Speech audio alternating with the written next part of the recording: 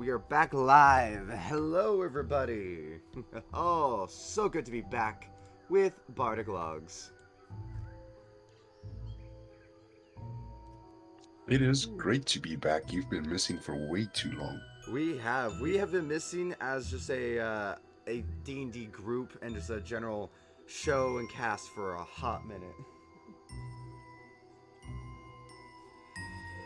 All right, so let me go ahead and do our pings. Let everyone know that we're up and going. How are you doing today, Darren? By the way. I'm doing a lot better. I was so sick that I was booked off work for a week and a half. My goodness, that is not good. Yeah, but luckily that was last week. This week I'm doing a lot better. Oh, even better. Oh, yeah, you're doing better? Hey, that's better. Yeah, yeah, and it also does help a bit that my Pathfinder thingy I ended. It was getting a bit to the point where continuous missed sessions, things happening in character, it was just getting A little much. dragged on. It was getting dragged on, and I was starting to lose my quality as DM a bit. So I'd rather end it early than give bad Pathfinder. I get that, man. I get that. At the end of the day, you always want to feel proud of your content. You don't want to just feel like you're putting stuff out. Just put it out. Exactly. Exactly. All right, including doing something spicy and something that we're proud of. We today for Halloween are going to be doing what I call a horror surprise. So, Surprise! Wolfer's gonna give me all his money. yeah, surprise! We're actually doing D&D today. All right, give me 1 second. Oh, you're good. I am actually pulling up stream so that I can answer people. Perfect. I was just double checking with my girlfriend that we were sounding okay. All right. Yeah, I heard it. She's so rude. She doesn't even greet me anymore. I I just know, feel my right? heart breaking. Nadia, you should say hi. Were you able to hear her say hi? I did. Hey Nadia, how you doing? Still keeping him on his toes, hopefully. Yeah, she said, "Are you keeping me on my toes?" Yes. Yeah. She nods her head yes while laughing. Okay, that's fantastic. Now the next thing you need to do is step on his toes. Step on my toes? Absolutely. No, absolutely not. I will not be. Don't listen That's to the him. Halloween surprise.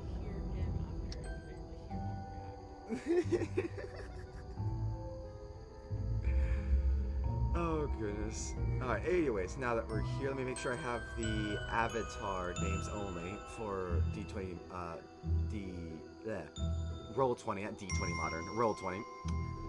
Alright, Yeah, so we still have to do that as well. we do. We gotta get Pickle all up on that.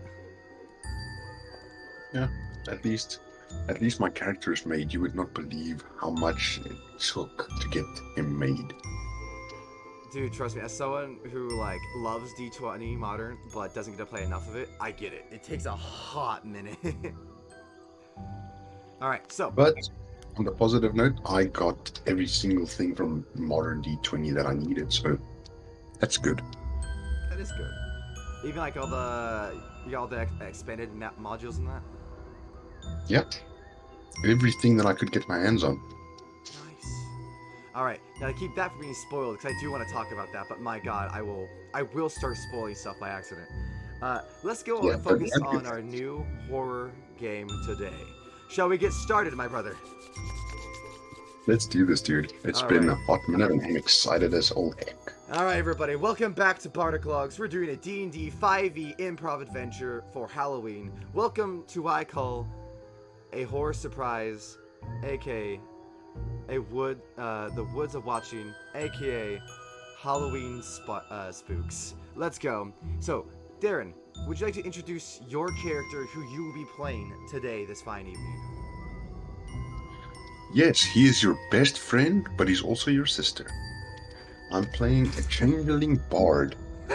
He can look like anyone at any time. He's got the entertainer background, so you know he's a lot of fun. And his most notable feature is that he regularly uses his lyre as an improv weapon.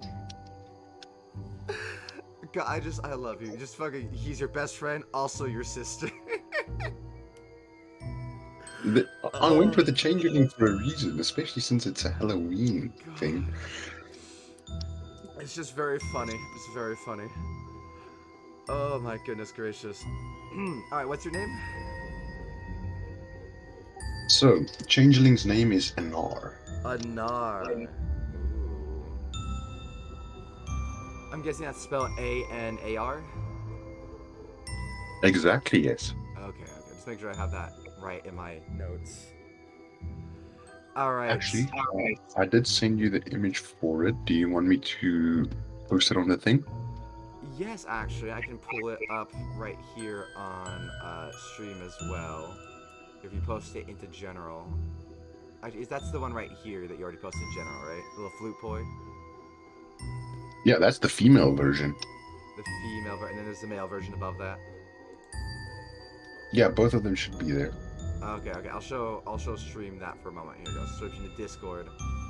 So we got the male version of Anar, then we got the female version down here of Anar, and that's kind of the general vibe that we have. Is kind of a very kind of cloud giant-y vibe, but also mixed with elf. So far, I like it. It's a good vibe. Yeah, he was going for a ghostly theme. Since we're doing the Halloween thing in a spooky forest, he's definitely leaning into the undead-ish theme. Spooky. I like it. He's definitely got the undead kind of gaunt look that I could see of a White Walker from Game of Thrones. Exactly my plan. Yeah. I like it. So, as this White Walker-esque looking person, Anar, they're going through the woods, stepping on the mossy ground, looking through the trees. You see, very woods going on for miles, sprawling. Aside you are your friends. You have a few of them. Let me see here. I gotta pull up. So let's see. You have Steve Garrett, a human, roughly 5'8", brunette, short hair, and a goatee. To your right, he wears leather armor and holds himself very dexterously, I guess is the best way to put it. Behind him, Baraba Jupper, a halfling cleric that you know. Blonde with a strange mustache for a woman. Very large, very Fu Manchu-ish.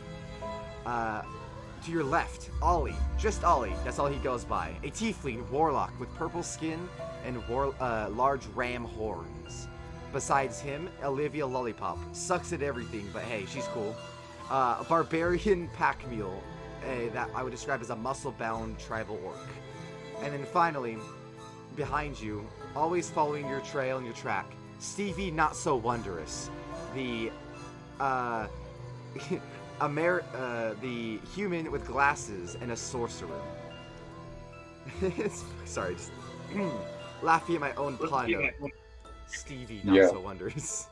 That's the way I've got pushed to talk. I can laugh without spoiling the entire scene.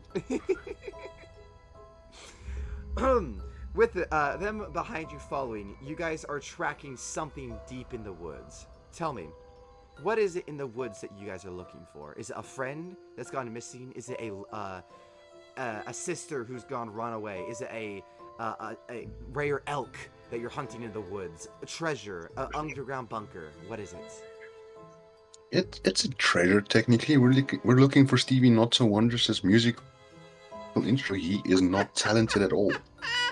But if he has this artifact of bardic capabilities, such as a saxophone, some may say, he might be able to play it even without this capabilities. Exactly. He's got no talent, but he's got an excellent backtrack. Wonderful. And with you writing his lyrics and his notation, he will become famous around the world. Yep. Yeah, essentially, we call ourselves the non-troll. The non-troll? Yep. Yep. The non-trolling pest control. The non-trolling pest control. Fair. So as you're walking, you're going on for a while. You're outside your little town and village. We'll call your village. Let's see, Natrali. That's what probably inspired your name. You're just like Natrali, no control. There we go. So it's Natrali, your local village. You have you're out, I would say, 3 miles into the woods, a relatively deep adventure in. You're starting to look around for a underground entrance. Some would say like a pit of sorts. You're told that if you went in, you would descend into a dungeon. But while you're doing that, you start to hear things. You're a crack of sticks that's not nearby. You start to see a shadow move in the distance, and suddenly a not so familiar feeling, and that's all I can really describe it as, is something very deeply unfamiliar. A sense of almost like saturation over your body washes over you as you take a step past a tree. And you notice that when you try to step back the tree again, you can't undo the feeling. You step through what feels almost like a barrier of water without realizing the barrier of water was there. And now you can't get out of it. You feel like everything around you is lightly saturated with a light pink and orange texture everywhere. And Or just plays a sad note on his flute. Ollie puts his hand on your shoulder. You felt that as well, right? Yes, I did. Yeah, strange consistency, and he pushes against it, and I don't think we're in Kansas anymore. I agree. I don't think we're in anywhere that we know anymore. What was his name? Baraba. There you go, Baraba. Baraba speaks up. You see she has her left eye glowing, a very crimson golden glow. She seems to be casting a spell.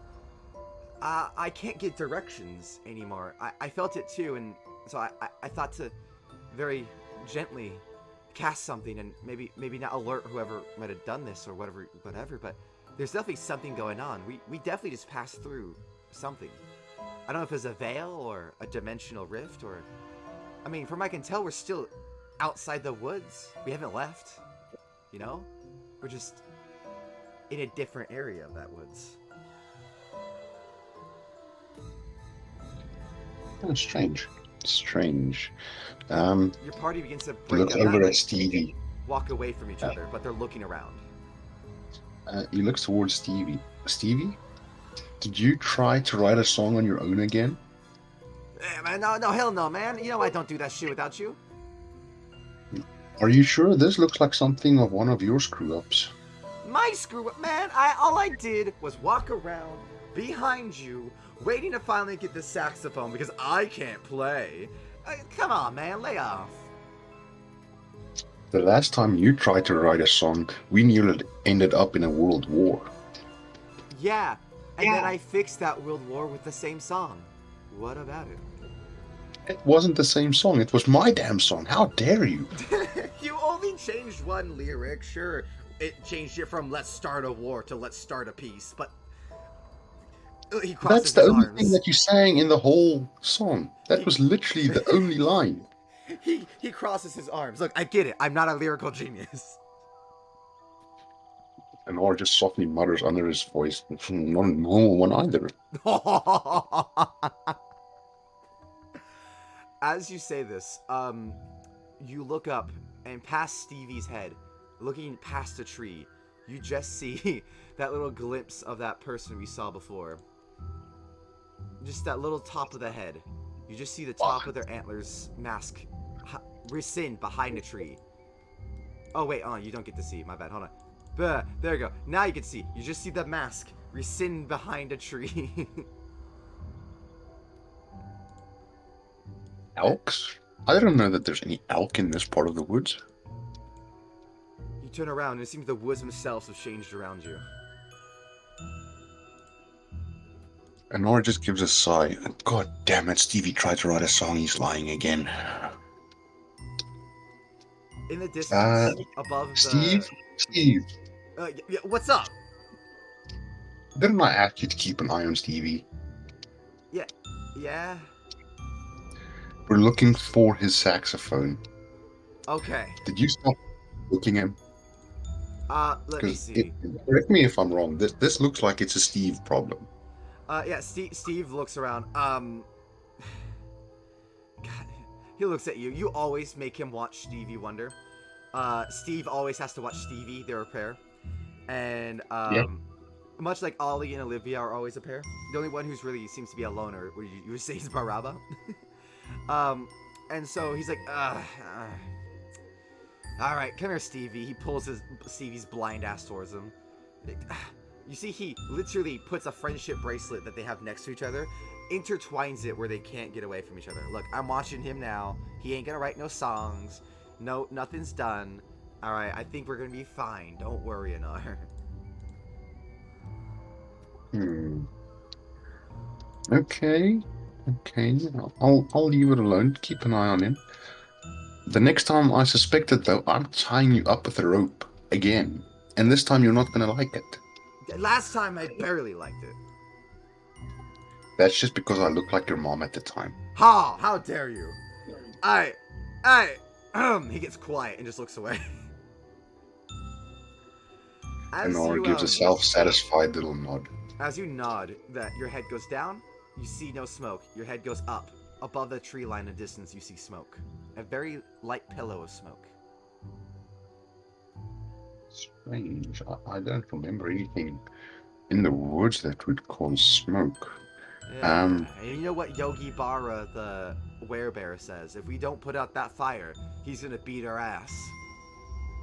Again? I know. Last time wasn't even our fault. I mean, it's not Ali's fault. It was an accident. I know. Whatever. It's okay. We'll talk to Rupert one day. Yeah, either Rupert or, we'll just go for the big boss. Get the man with the square pants. Oh, Lord, do not get bunch swab. Ali, Olivia, come on. We need to go and put out another fire. You guys start walking towards it, and as you walk towards it, an owl flies in front of your face.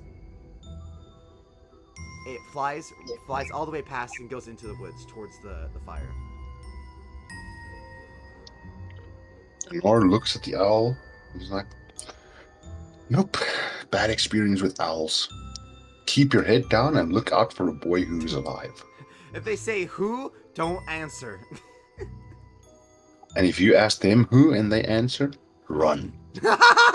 Jinx! That's awesome.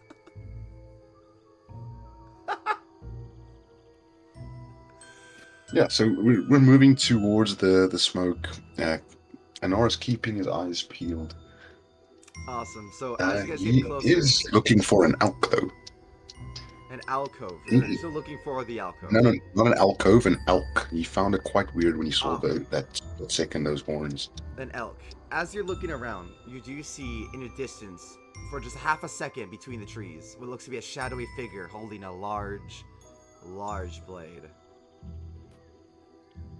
Lumberjacks this time of year? Strange.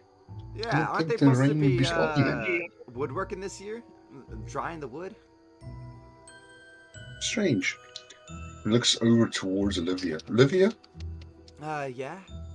Would you be chopping down wood in this time of the year? No, absolutely not. No. We, right now it's all wet, it's all rainy, you can't get good wood. Half the time you'll slip and, send an axe into your mate. Yeah, no. We wouldn't be chopping wood this time. Okay. Just keep an eye out. I think there might be a new lumberjack around here. Maybe some... Did we notice anybody new moving into Netrolli? I don't remember anybody at our last concert. Absolutely not. And everyone comes to the concerts. Except Daryl. Judith. Screw Judith. Judith and Daryl, that gay couple who hates our music.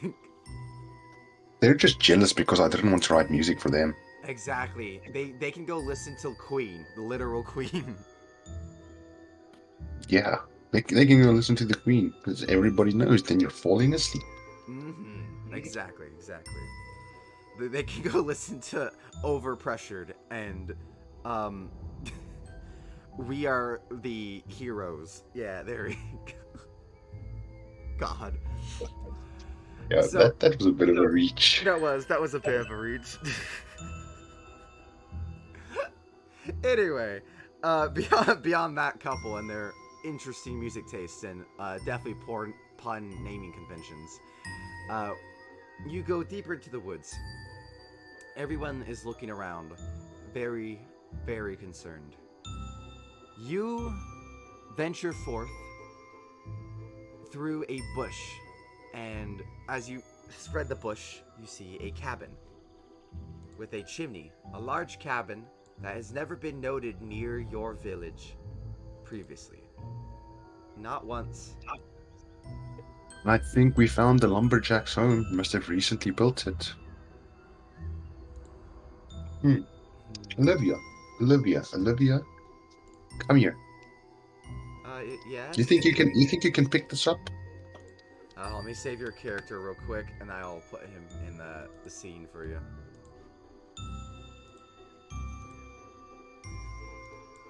Um, pick what up? What do you point at? Oh no, he points at the logs of the wooden cabin. Uh, she. Not the whole cabin, individual logs. Right. She looks at you and is like, I mean, first she says that she's like, you mean like the individual cabins? And then we're like, no, just the logs. Oh, the individual logs. Okay, not the whole cabin. Olivia, if you could pick up the cabin, we wouldn't be here. We would be multi-millionaires sitting in the world's strongest woman competition.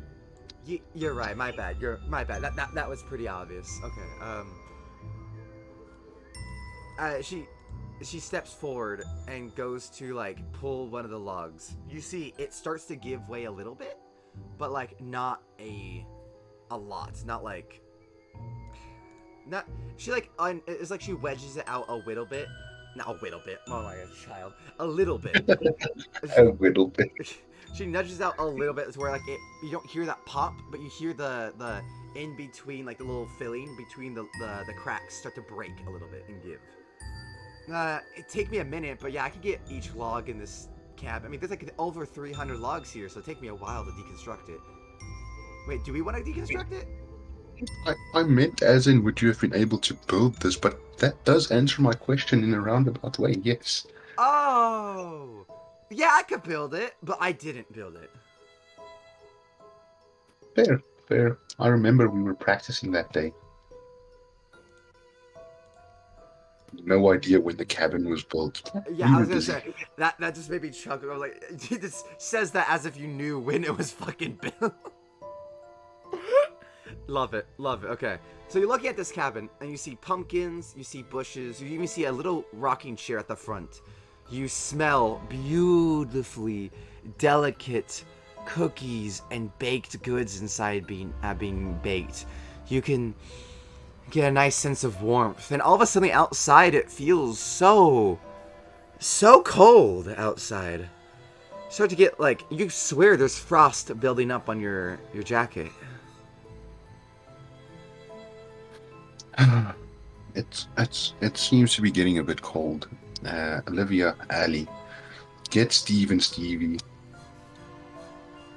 They Do we need to bring her into? Yeah, get Baraba as well. Everyone in. Let's knock on the door, see if we can get some nourishment for the night. All right, I gave you control of your character, but just for now, I'm just gonna move them up here for you, right here-ish. Yeah. Oh, didn't mean to move the map, my lord. Because I'm still running around on 4 different tabs. You're good. So you knock, or you rap upon the door. Rah, rah, rah. As you knock, you hear nothing but a very distant crack of a branch. Maybe no one's home. Is there a window nearby where I can try to take a peek inside? Yeah, right by the wooden chair to your left, right here. That slight brightness is a window indication. You have one, I believe, to the left, and then one on the right here as well, past the pumpkins. Yeah. Yeah, Through it's going to you. be playing on the left-hand side. All right, you look through and you see an empty table filled with plates and silverware and filled drinks, and I guess not filled, would be set up properly with all the goods and stuff. You see a turkey and a fruit basket up on the middle. In fact, it's kind of weird. The turkey's on top of the fruit basket. A little strange, because you don't normally do that. But it is there. You see a wall to the left that has various trophy heads upon it, such as an elk. You see a boar. You see several rabbit heads, etc. To the right, you can kind of see cheeses, baked goods, and stuff laid across the tables. And you can ever so gently see, or slightly see, through the back window here, a furnace of some sort, like a baked, something to bake goods through. Ever so barely see through the other window back there. Strange. Ollie, who's going through this window to the right, is like, Yeah. what the actual... This looks like a feast is about to occur, and no one's here. I'm getting unnerving vibes from this. I don't like it. And Nora laughs. There's not no one here. We're here. And he's going to try and open the door. Now, these aren't necessarily your compatriots. I was about to say, what did I get dragged into? Actually, I'm going to delete that one. I'm just going to put... Look, these are Yanti, just because I don't have your actual compatriots written down as, like, tokens. So, for now, the Yanti will be Ollie, Olivia, and Barbara. The Drow will be Steve and Stevie. Alright. Perfect. There you go. So, they're looking through, and they're like, what the... this is weird. Very strange vibes going on. Barbara looks back into the woods. Can we go? I don't want to be here. I think this is a very bad place to be. A cabin in the woods near a village that we don't know. She turns back around to you guys from the woods. This is preposterous. We don't know what's happening. We should go let the mayor know. We can get a team out here, and then suddenly Stevie actually speaks up. Man, we are a team. We got this. No, but I mean an actual team. Barbara speaks back up. Like someone who is like meant to go investigate this, not just us five looking through our own dungeon. Like this is not what we came here for. Barbara, calm down. Calm down. You're 100% right. We should go back and speak to the mayor. And then Honora's going to walk into the cabin. You open the door. It is wide open. Surprise! You may have even expected it to have been locked and had jokingly started trying to like rattle it to be like, see, yeah, it's locked anyway. But then it opens. You stumble in. They kind of start to follow behind you a little bit, easing on in. Barbara still left on the stairs. As you walk in, you feel the warmth come over you. It's comforting. Beyond what you can describe, it is comforting. You now, suddenly, you don't want to leave. That's very good. Barbara, come inside or you won't get any chocolate. Chocolate? She steps inside just as a curious. What do you mean? And at the moment she steps inside, Baraba speaks. I think you're right. This place does look nice. Some chocolate. She walks over and starts to munch a little bit on the table. The others slowly pour in. I'm suspicious of that quick change of mind. Yeah, you're a little sus of that. Cautious? Suspicious of a cabin we didn't know about? What do you mean? It's comforting. It's nice here. Why? She looks at you, a mouthful of chocolate. You're the one that wanted to come in. Why are you now being, like, weird about it? You were being weird by not being weird, Barbara. She just, like, swallows a little chocolate and then smiles at you. I'm perplexed by that, but I think I understand what you mean. Well, she looks at her hands and everything. I feel fine. In fact, this place has made me feel more comfortable. I think it's just your confidence, Anar. She steps closer and hands you a piece of chocolate. You look at the chocolate. It gives off a pleasant scent of cocoa and peanut butter. Nora looks at the chocolate. Thank you. And he puts it into his little backpack. I'll save it for our way back. For the moment, though, I would say don't gorge yourself, but it seems like you've already started. Oh, you're right. Steve and I Stevie, We don't own this maybe you place. follow me. We're looking for the owners. Uh, Barbara, don't eat everything. Olivia, Ali, make sure she doesn't eat everything. Got you, got you. Alright, so they will try not to eat everything. They'll come with you. Okay, there we go. You go deeper in, let's just say, I don't know, maybe walk this way-ish, right? Yeah. You're just walking towards the table to glance at it. The fruit is plastic on the table. Wait, hold on. This is D&D. You don't know what plastic is. The fruit is shiny and rubbery. A substance. I'm gonna take a bite of one. You take a bite, and your teeth digs into it, but you can't bite through it at first. After some great strength from your jaw, you bite through it, and it feels hard to chew and inedible. Almost like you're biting metal, but like softer. I'm gonna spit it out and go to pick up the knife. You pick up a knife. It is also made of a very thin material. You could break it with it. I'm gonna try and stab the fruit. See if I can cut it. The knife bends when it hits the fruit. I'm gonna try and make a gash alongside my hand to see what is the knife just dull or is it strange? As it flows or rubs against your hand. The only the best way I can say it is if you put an eraser up against your hand and push it across. It feels weird and frictiony. That's disturbing. He throws the knife back towards the table. That's strange. Nobody eat the fruit. Your compatriots He gives it a chuckle. Also looking at it. The turkey, as they rip off a leg, it's made of wood. And you look, the turkey is a puzzle piece that's made of wood.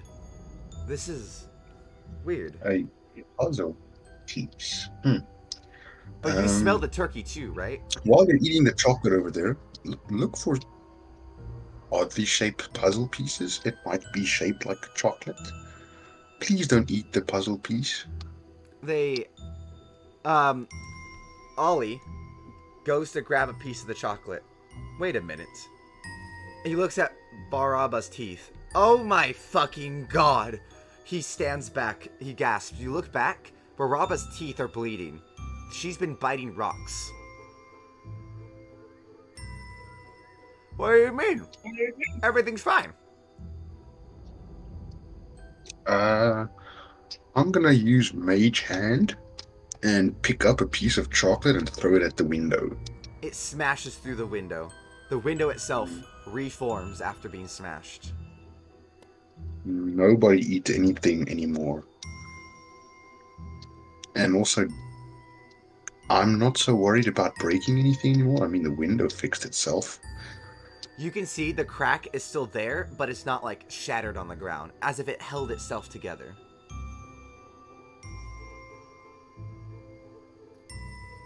The chair right next to you creaks out. You feel a sudden urge to sit down. Give me a wisdom save. Okay, let me just get out my dice because D&D Beyond hates me. Oh yeah, no. Physical dice are the best way to go. What is my wisdom modifier? Oh, I've got a great wisdom modifier. So wisdom save, that is going to be 3, natural 1. I'm going to say you get advantage just because you're very skeptical of the food. That does make it better. Because I think Okay, a 3 opposite would make end. sense for you. Opposite end, natural 20, 22. All right. So, I'm getting worried if even my dice are either min or max. Okay. You look at the chair. You can now see the chair itself is enchanted. You kick it. The moment you feel the urge, you see beneath it is a ruin. A ruin that has the shape of... Imagine two dodecahedrons, like, overlapping, but slightly off askew from each other. I am going to try and scratch at it with my dagger. You scratch it, you break it. Yes, Ozzy, a D&D stream. Welcome, welcome. We are in the woods, and they are just found a cabin in the woods. So, the chair under the ruin under the chair. As you scratch it, you take your knife, and you start by trying to essentially lightly kind of scrape it off. It doesn't come off, so what you do is you stab into it, and part of you feels a magic resistance to the stabbing. Would you like to channel magical energy into your knife? I would. As you channel the energy in, you set off the ruin again, but this time to everyone in the room. You break the ruin, but everyone instinctually sits down on the floor. You can stand back up, but you just had to sit down real quick. I'm glaring at the floor like, I don't even sit when my mother tells me. Who do you think you are? You punch the ground, motherfucker! I want to cast vicious mockery at the floor and like, your mother was just a dried up willow tree. Oh! Oh! Yeah, go ahead and roll your 1d4 damage against the fucking floor. 2d4. 2d4. Oh, spicy.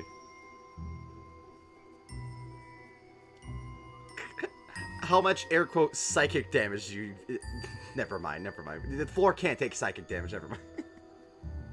I mean, this is a Halloween episode. We can technically say the floor combusts into flames from the psychic damage. Oh my god, you're right. You yell at the floor and the floor cracks. That's 6 points of psychic damage. The floor cracks and you see a tear come from the ground.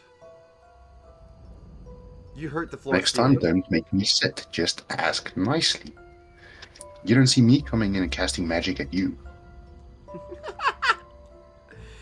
The door over here swings open. Not wildly to the point where it, like, slams into the wall and makes, like, a lot of noise. It just swings open. Who is this again? This was, let me just check my notes. This was, closest is Steve. Steve looks at the door. He starts to peek his head through. I mage hand the door closed. He steps back. God damn it. Why'd you scare me? I start snickering and I'm like... Fucking hell, hard. Alright, he goes and opens the door himself and steps through. Hello? Look, I'm sorry that we're in your house. We were just investigating. We can leave. Can we just check that you're okay? Hello? Since he walked through the door, I'm going to use my mage hand to knock on this side of the wall, as if somebody is answering. He looks over and glances, and before you can fully get rid of your mage hand, he sees ever slight glimpses of magic. Wait, did you guys see that over there? He doesn't know it's your mage hand, but he thinks something happened. I mean, I saw the door swing open and then slam shut. Gives a little snicker again, and he looks at you with a glare, thinking maybe it might have been you with that last comment.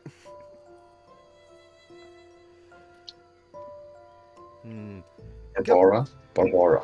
Yeah, Come on. Yash? Tell him it wasn't me. It wasn't him. Come over here. Let me look at your mouth. Oh, yeah, she opens her mouth up, her teeth falling out from eating the rocks. Several broken, gums destroyed. Her tongue has a hole in it. I know what I need to do to help you. Oh yeah, as you get like her hand in her mouth. I do not have that spell, so I'm not going to cast it. Ha! Ha! I cast hand and pull out the last few loose teeth. There You we go, cast all better. hand! Yeah, you rip out her fucking teeth that were like loose in there. She's like, ow! What is that for? Yeah, that's fine. Now they can't hurt you anymore. They were kind of hurty, but whatever. I was hoping to get dentures later, not like now. Fuck. Ow. Think of it this way. Now your teeth are always going to be clean. You can just spray paint them. You really are trying to be optimistic right now, aren't you? As she starts to walk towards Steve. Steve calls out, "Hey, guys, there's stairs over here and another room." I think I want to take a closer look at the room first. Steve? Steve, where's Stevie? Yeah. Give me one sec. I'm just pulling up the... I forgot to do it. I'm just pulling up the art for the second floor. There we go. Okay, I got the art for the second floor ready. Stevie walks over. He trips over the stool, and Olivia laughs and then picks him up. Come on, get on up. She pulls him on Stevie, over. get over here. Yeah, I'm here. Motherfucker, I'm blind. What you want from me?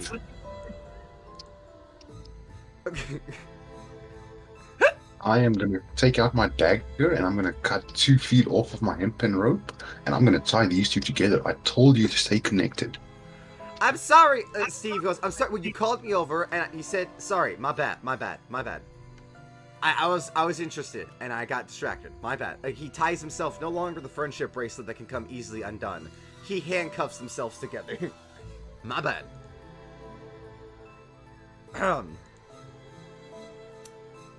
So checking out the room, it is a bear rug, a campfire, which you feel very cozy, and 2 chairs, which you feel a nice, how do I say, presence from. Presence? I think that's the best way to say it. You feel a presence in the area of this room.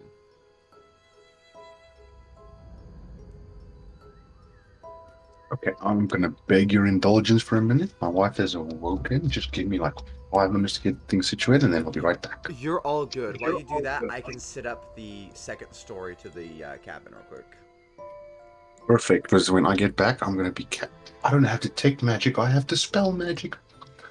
Hell yes. Alright, yeah. Alright, go ahead and take care of your wife. Oh, that is not the second story. Let me go grab a second story real quick. Shh. No one needs to see. No one needs to see. Shh. Shh. Shh.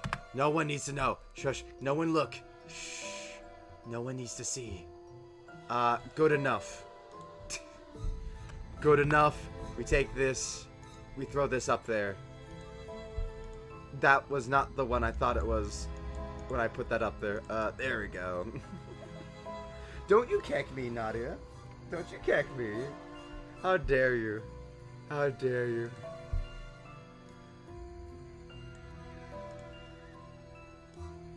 Alright, I hope everyone's enjoying the game so far. We're about to get into the action. We're definitely very much in the, amongst the thick of it now. I'm very excited. Nadia, who is here with me while we're waiting for Griffin. Let me pull the mic closer to Nadia. Nadia, what is your opinion of the game so far today? It's exciting. Exciting? Yes. Are you enjoying it? I am. Are you laughing? I am. I'm trying actually not to laugh so loud. Try not to laugh so loud. Yeah, I have to have my headphones in this so I can hear you both in real time. Well, I mean, like, you know, at the same time. Mm-hmm. 'Cause, yeah. How's the experience being there with your boyfriend here as he plays pretend with his friend?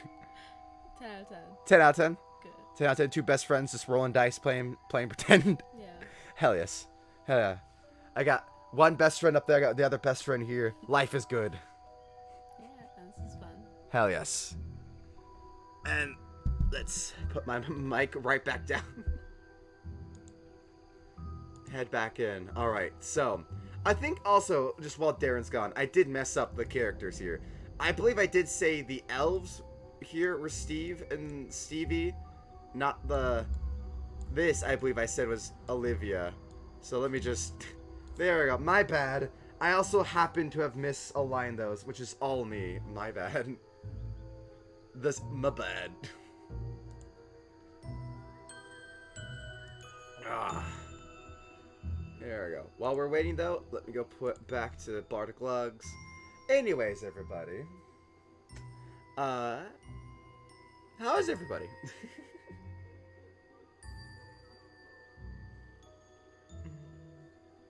Which is kind of taking a second to vibe. I'll just be over here, vibing as well.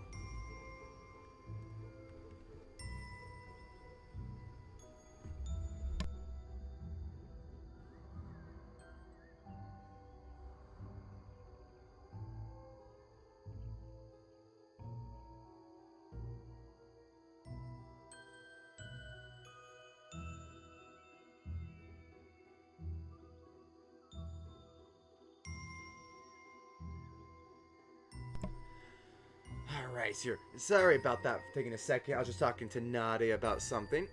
While we're waiting for Darren, let's see. We can talk about the game a little bit. Let's see. Y'all want to know some facts about our NPCs? Stevie, not so wondrous, met Anar at a human-centric nightclub. So it was very weird for Anar to have to sneak in as a human, I assume. But yeah, it's a human-centric, and he was being bullied and was chained up at the time, being forced to play drums on buckets. And that's why he's with Anar and puts up with this shit. It's because Anar technically got him out of slavery. However, with that though, he also has no talent, so much with the buckets, he still can't play shit. Even with the buckets or now.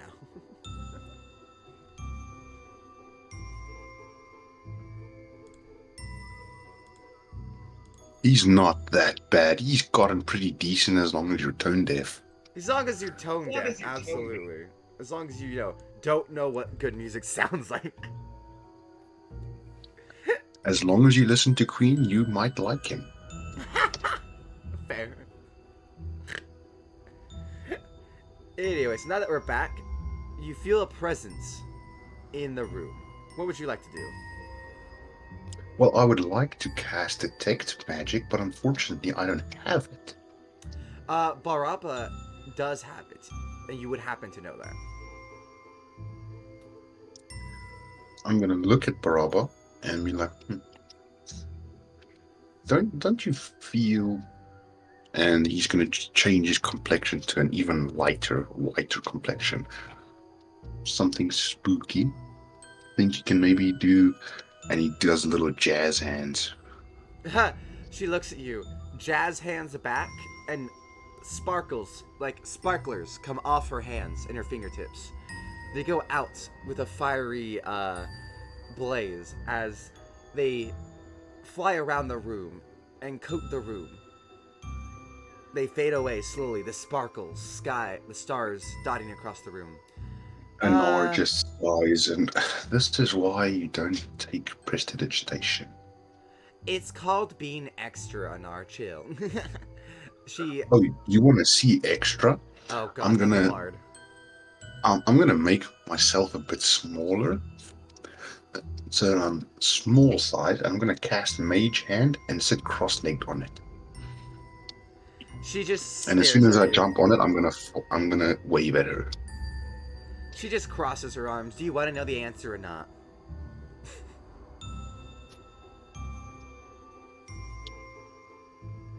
Just tell me. Okay, fine. So, the thing is, I don't sense anything here, and that's what's weird. I do sense the spooky presence, I just don't sense anything. Maybe vague necromancy? Or like... Actually, hold on. No. There is an overwhelming thing here. I didn't notice it at first, it was hidden. But it's overwhelming every other magic. Faye. Oh god damn it, I'll reign in my aura. Faye. Faye, yeah, it's Faye. Faye? Yeah. Again, Barbara, I'm sorry, dude. I just can't keep it all inside.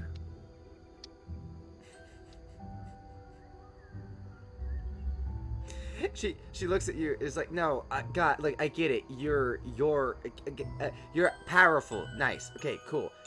It's the whole woods around us. Everything. And then she actually starts to like, her eyes get kind of wide. Oh fuck! I think we're in the Feywild.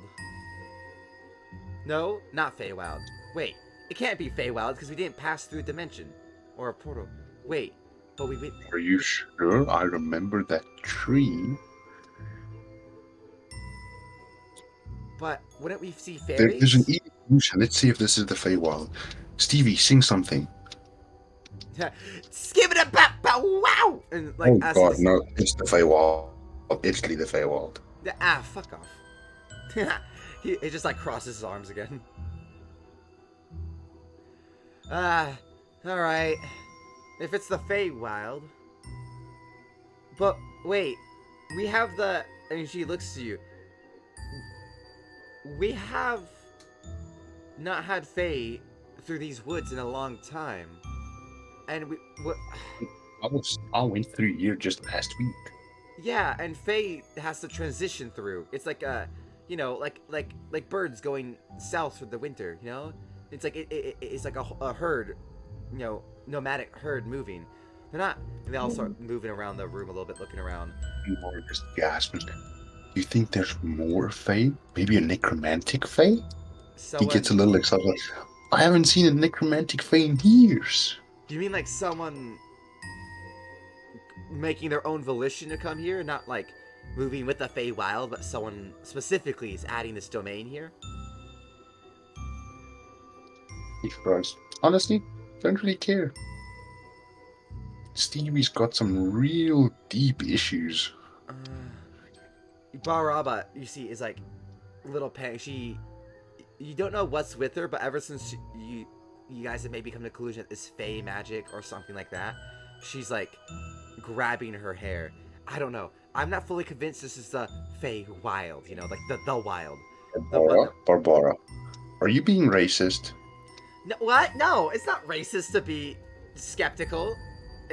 Do you not like my race? Is it a problem that I'm Fae? Do you want to be kicked out of the band? You will no longer be in the No Troll Pest Control. No, it has nothing to do with Fae. It's the fact that we weren't expecting this. I don't like being in something that we weren't expecting. That's not what you said last night. Oh my god, shut up. She like literally like again, she just crosses her arms. She starts walking towards the chair here. And as she goes to sit on the chair, you always have to bring up something. The chair itself wraps around her. Oh fuck. Just before she sits down, I just summon my mage hand again and high five myself. As it wraps around, you see it starts to slowly hug her. Not like breaking her. It's not hurting her. She doesn't say like, oh god, it hurts. It's just like, it's like a hug. She's like, oh, it's quite comfortable, actually. Nord crosses his arms and glares at the chair. Yeah, Ollie's like, not again, Baraba. Please get out of the chair. I already spoke to the floor. Do you want to be next? Fine. Don't do anything. Don't say anything. But also don't say that I didn't warn you. She just closes her eyes, and you notice she's like starting to drift off. Ollie smacks the shit out of Baraba. She's like, hey, wake up. No waking up. He like pushes her out of the chair. The chair, you see, lets her go. It's not like it's holding her down. She's like, what? It's just comfortable.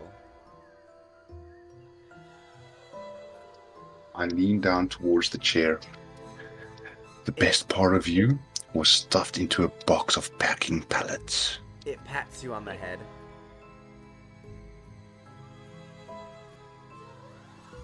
The little like armrest literally comes out and pats you on the head, and then just very gently, like after patting you on the head, lowers itself back down. Olivia, come and pick up this chair. All right, done and done. She goes and picks it up and accidentally rips off part of his leg. Oh fuck! I apologize to you. Don't worry, I'll get that fixed. You're a good chair. You're The coming chair, with me. literally the pillow itself, as if it's an eyeball, sinks down in pain. It's like, "Ugh." No, no, no, no, no, no. But she literally looks. Olivia looks so like she feels so bad. She's like, I am so sorry. I meant to pick you up. I should have picked you up by both ends. I'm so sorry. I'm so sorry. She's like trying to shove it back in the chair. The chair is, you see, as the leg goes back up to it, it lightly fixes the chair. Now again, much like the window, the crack is still there, but now the leg won't come off. Okay. Who? Stevie? Not You? not me. Not me. Stevie? There's something else going on Stevie. here. Baraba And says, like I said, You, it's you some can kind of. cast mending, can't you? Well, I mean, I can. I'm Fix the chair. The chair is coming home with us. a sorcerer. I can do my best, but like, all right, whatever. He casts mending.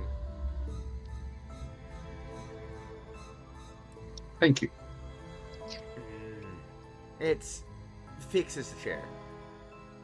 Olivia, don't drop the chair. The chair is coming home with us. All right, I'm gonna put it by the entrance. The chair itself looks confused at you as she picks it up, and it kind of just like shakes his head a little bit, like, "What are you doing? Wait, hold on, what? What?" As she picks up and takes the chair out to the fucking living room. Just imagine that chair is now out in the living room. As she goes out to the living room, you hear a tonk, crack, from Olivia. As you look through the doorway, only you and Baraba can really see. There is a bolt, an arrow, a bolt and an arrow, in fact, two of them, both of them, inside Olivia. In her back. So she was putting the chair down, facing the window. Yes. I am gonna run out door to here. Yep. So if she's facing this way, that means it probably came from back here. Yes, that's exactly. I want to look in that direction, see if the window is damaged. First of all, see if it's still broken, and secondly, since I've seen the windows can fix themselves, I want to see if there's cracks where it might have been hit. Steve runs out with Stevie behind him. Ollie runs out. Baraba stays in. In fact, you hear Baraba moving away from y'all. But while you do, you look, and the window is broken. This one did not repair itself. It is shattered on the top right corner and the top left corner. You see what looks to be claw marks over the window.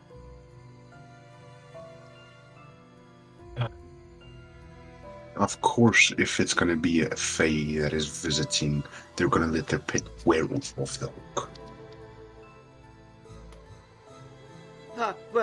Werewolf? Ollie turns to you. You don't think there's a... You don't. But then why would it fire at her? Those are arrows and bolts. Olivia, who has now broken off the arrow and tossed it to the side. Oh, yeah, it hurts. She pulls out the bolt. That fucking hurt. Oh, it's alright. Just a few points. There's a little bit of damage on me. It's alright. I got it.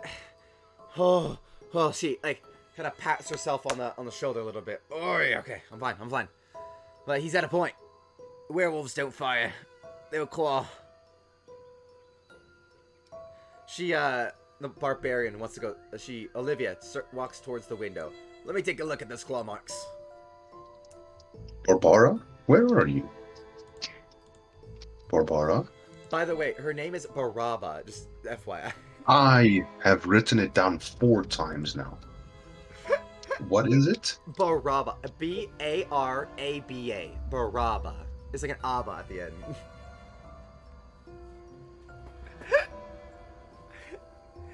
I've had it written down 5 separate times now. So, as you can see, she rolls on nat 1. I think he's right. These can be nothing more than werewolf claws. You see, Baraba is stepping into the room. I'm just exploring, that's all. I don't like this. Yeah, Steve starts to walk towards her, dragging Stevie with him. Hey, well, Baraba, not again. Hold on. Do you I walk? know exactly what to do in this instance. Let's split up and look for clues. As you say that, you hear Steve yell, "Baraba!" as yet another window smashes, and you just hear, "Ha! Ha! Help!" Nora just mutters, "Oh God, this owner's gonna sue us so hard." Do you run towards the room? I do not run towards the room. I have Steve and Stevie run towards the room, and I'm gonna run to the back door. All right, you run there. You see out. You go to the back door. Do you open it? Yes, I'm trying to see if I can see anything that would have shot either a bow or a crossbow. You see there, standing through, a tall figure with a white antler mask, pulling Baraba. Tall. He is 8 feet tall. Above you, standing very high above you, his arm barely fitting through the window itself. You see blood as he's not trying to pull Baraba through. You see he's trying to pull her spine out. I am gonna cast Dissonant Whispers at him. Alright. That is a, was that charisma save? Wisdom saving throw. Wisdom saving throw. I'm just double checking. Wisdom saving throw, yes. DC is actually, yeah, DC 16. Alright, what level is that again? Dissonant Whispers? That is actually, I'm just casting it at first level. First level? Okay. You notice as you do it, you go to hear do it, and you start to hear your own whispers. Give me a wisdom saving throw to your own DC. Okay. Luckily, I've got such fantastic wisdom that I've rolled both a nat 1 and a nat 20. Let's see what happens next. 17. Alright, you do not fear your own words, but something does crack through. You just hear, "Run." And well, you're not gonna run. It's not gonna force you. You did the wisdom save. It does. You do feel it down your back. Just that. Run. Yeah, that shiver going down. Yeah.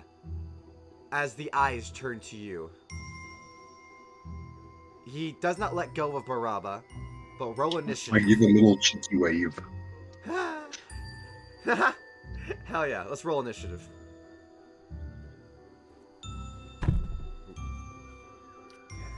What in the hell is going on with the dice? I get a high roll, then I get a low roll. So that's going to be 11. 11? Okay, you get 11. Alright. Let's see.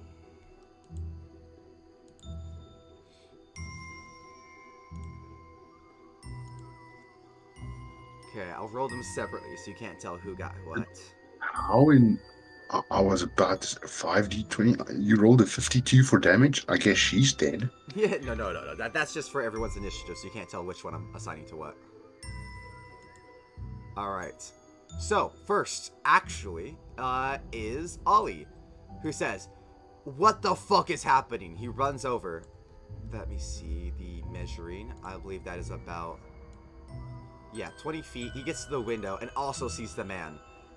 He goes, "What the fuck is that?" He goes and does the final 10 feet to come out here, pushes past you, and he goes to fire an eldritch blast at the creature. "Get off of Baraba!" He goes to fire, and he... Oh, no, that's a D10, my bad. Plus his stats. He misses.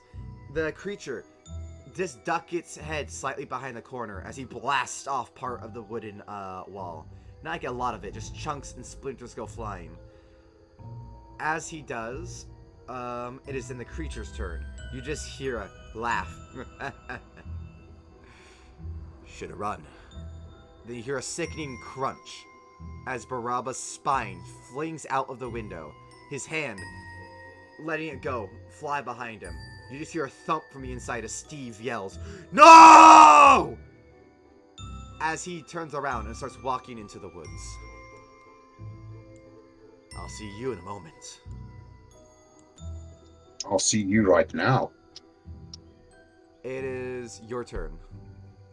He's just barely Do I off still screen. see it? You do. You see his outline amongst the tree line. Perfect. Now then, do I want to go dimension door?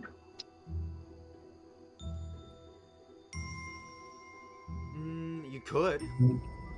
Oh, I could, but how smart is it to chase after something that just ripped out one of your friend's spines? On your own, or even with only Ollie, probably not the greatest. Ollie, on the other hand, doesn't listen to that. You see, he looks like he's about to run. So I'll just give you that much insight. I'm gonna attempt something, and you tell me if it's gonna work or not. All right.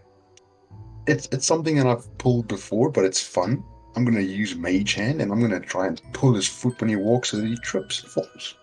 You know what? Fuck it. Yeah, try it. Go ahead and let's see. Give me an Arcana check to see if you can really muster up the like magical ability to like really fuck with this guy, and I'll give him a very legitimate roll. It will be with advantage, but he will get a roll. Oh, well, I mean, Okay, well, just so that you know, it's a dirty 20. 17 plus 3. okay, not bad, actually, not bad at all. You know what? He actually he doesn't trip, but you do stop him for a moment. He looks at you. He turns. Ollie and you both make charisma saves. Luckily, that's my greatest stat. So is Ollie. Ollie just looks at him. You won't scare me! That is a 27. Yeah, you're not scared. He looks at you and you're just like, you motherfucker, you just killed Baraba. Would you like to chase him? Ollie looks like he's about to run after him too.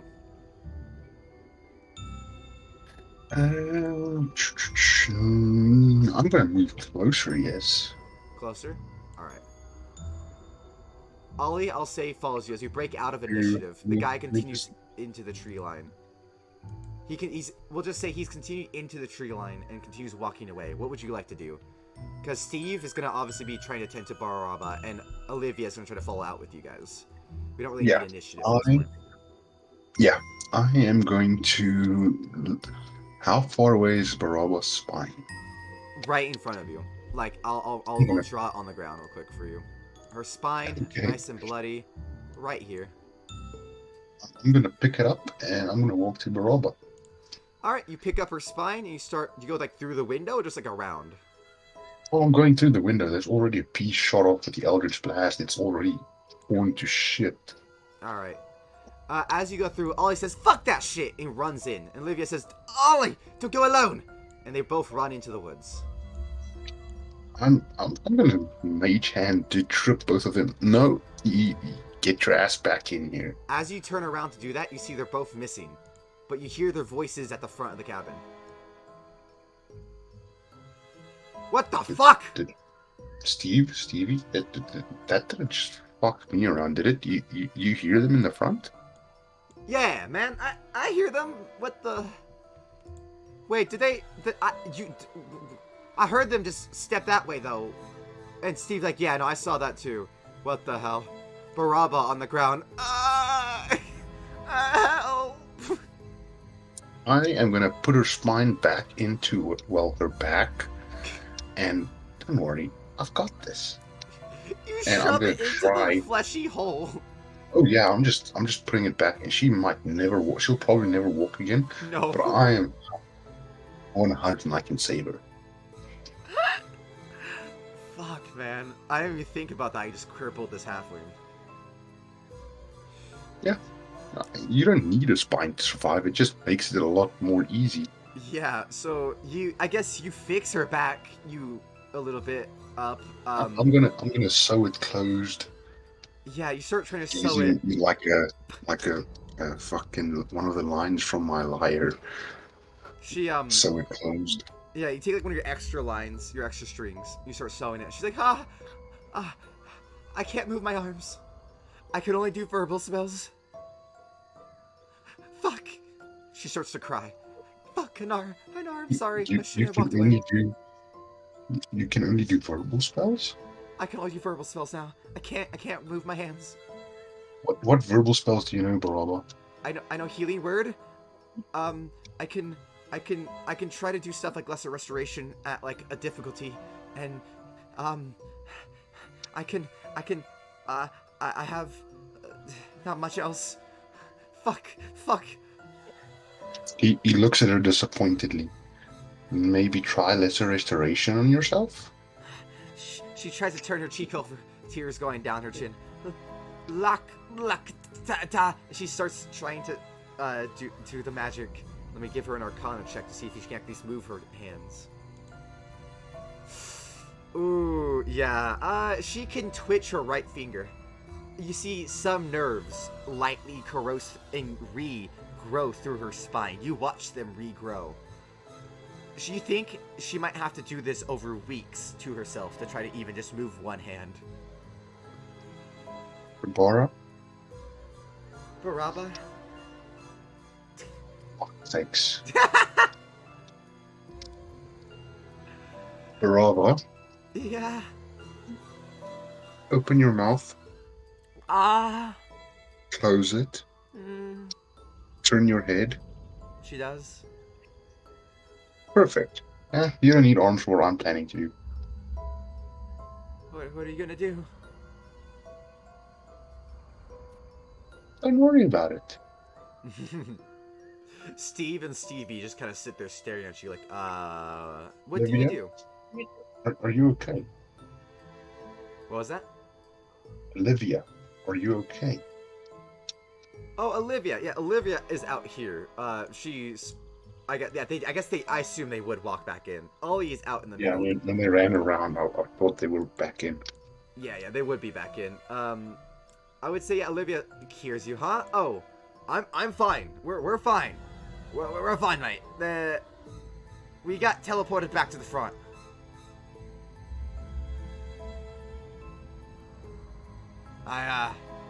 How's Baraba in there? Well, I put her spine back, and there's no need to worry. She can still open her mouth and move her head. All right. Everything's fine. Get I just outta need one of you to carry her. She moves Stevie and Steve out of the way. She's like, all right, get out of here. Give us some room. They move out. Baraba goes to pick up, or Olivia goes to pick up Baraba. All right. Perfect. Well, okay, put her on your back, and then I'm going to use some more of my rope, and I'm going to tie her up as if she's a backpack. But what if we put her in the bed so she can lay comfortably? But then she can't come with us. But do we need to? Yes, we need her. We need to take her with us. Olivia just looks at you like concerned. Like, what if her back can't handle it? What if we make it worse by moving her?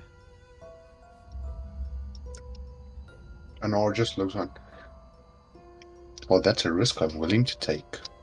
Baraba says, please don't leave me. She grabs Olivia really tight. Please, don't leave me alone again. Don't leave me alone again. I was being stupid, alright? Something was with my head. I felt fuzzy, but it's gone now, okay? I'm wide awake. I'm sober. Please, don't leave me. And like, Olivia just goes, okay, alright. Alright, relax. It's okay. I'm here. We're not gonna leave you. We're taking you. She puts her on her back for you to strap her up. Take a minute, but you guys wrap the rope around Olivia and very tightly make sure Baraba is there. You see her arms dangle like limp noodles as they kind of just sit there. You see she kind of just looks at you very saddenly. Do you think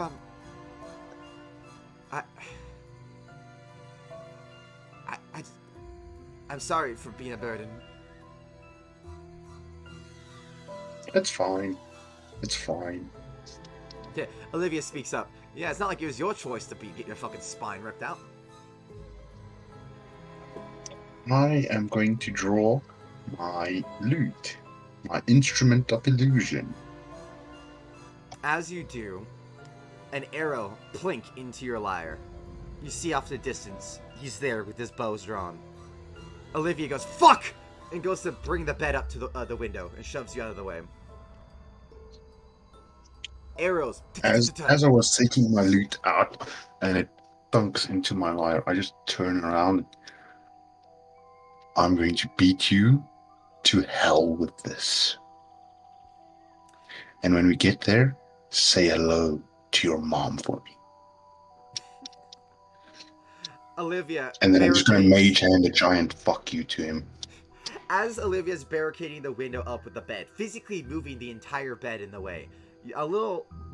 What color is your mage hand, by the way? What would you prefer it to be? Generally, it's the same tone as whatever skin tone I'm going with. In this case, it'll be grayish. Very light, almost see-through white grayish. Yeah. But this one I'm making just blood red. It's just literally flashing at him like, fuck you. Yeah, you flip him off. An arrow goes through your middle finger. Or the mage middle finger. I just scream at him. You can't even shoot a giant middle finger, dick. As Olivia is finished barricading up, she like set the bed up right where like it's like leaning up against the window. She yells out, "Oi! Put the tables and stuff up against the windows! He's firing at us from inside!" And suddenly, through another window on the other side over here, you can barely see, Steve gets attacked by an owl. It smashes through the window. Steve is sent backwards, pulling Stevie on top of him. Ah! What would you like to do? Somebody save the chair! It's in front of a window. Get the chair, get the chair! Olivia looks at you like, I guess I'll go out to help Ollie then. I can move the chair when I do. She starts running out. You help with the owl. Do you go to help with the owl? Yeah, I go to the owl and I'm just gonna attack it with my rapier. Absolutely, go ahead and give an attack. The owl is scratching the ever-living shit out of Steve's face, and Stevie is swinging at the fireplace. I don't know if it's gonna show up. I'm gonna try the D&D Beyond roll. Let's see if it works. Hey, 14. Hey, it popped up. Alright, 14 does hit. You pierce the owl's wings, and as you do, it turns into sand.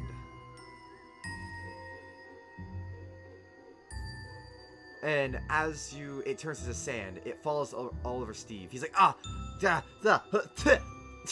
the hell? What the hell? And outside you hear a swarm of birds about to plow through the window. You have the equivalent of one turn to do something. What would you like to do before they plow through that window?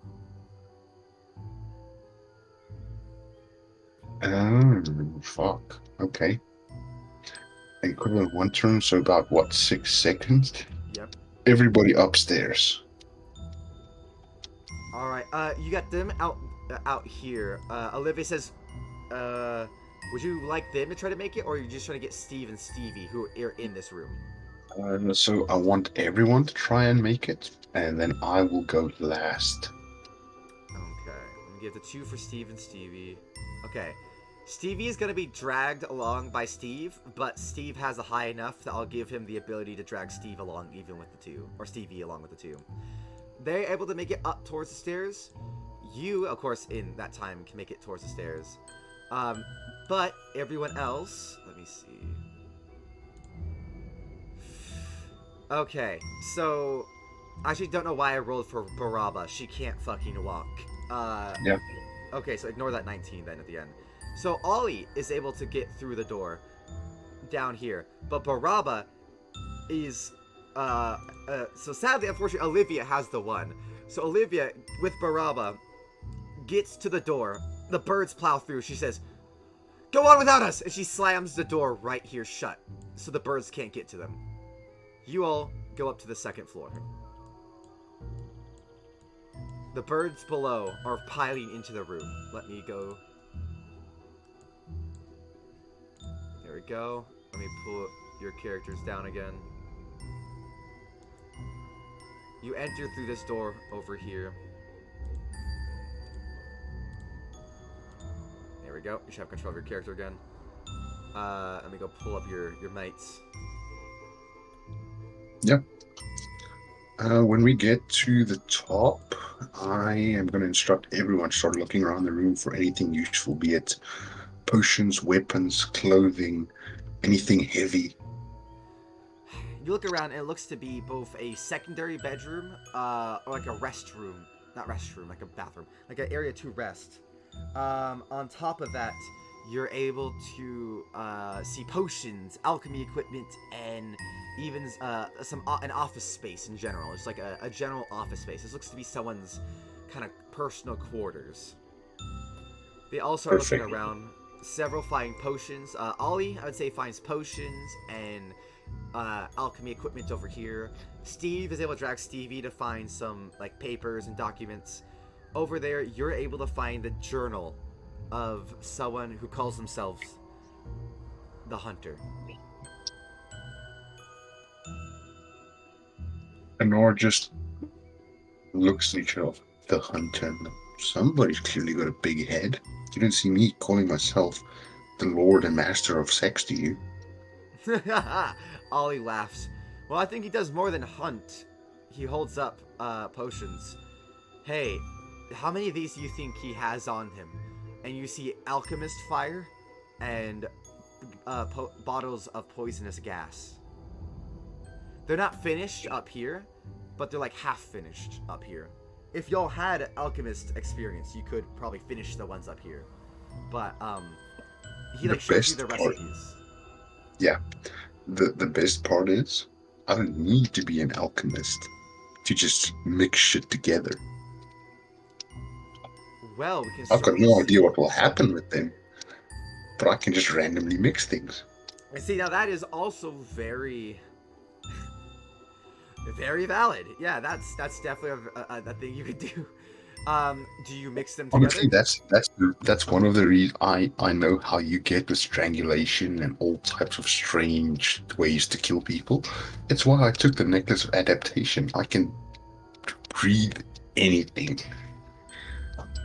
Perfect. So you go to mix some shit together. Go ahead and give me a general intelligence check. Or so I'm gonna give you two options. You can either do a straight D20 roll, and we'll call this a luck check. And depending on your luck, or you can use your intelligence, and you can try to do a intelligence roll. Screw it. Let's see how lucky we are for the Halloween episodes. All right, give me a straight D20 roll. Not very lucky. We're all gonna die. You mix it together. Odds are even.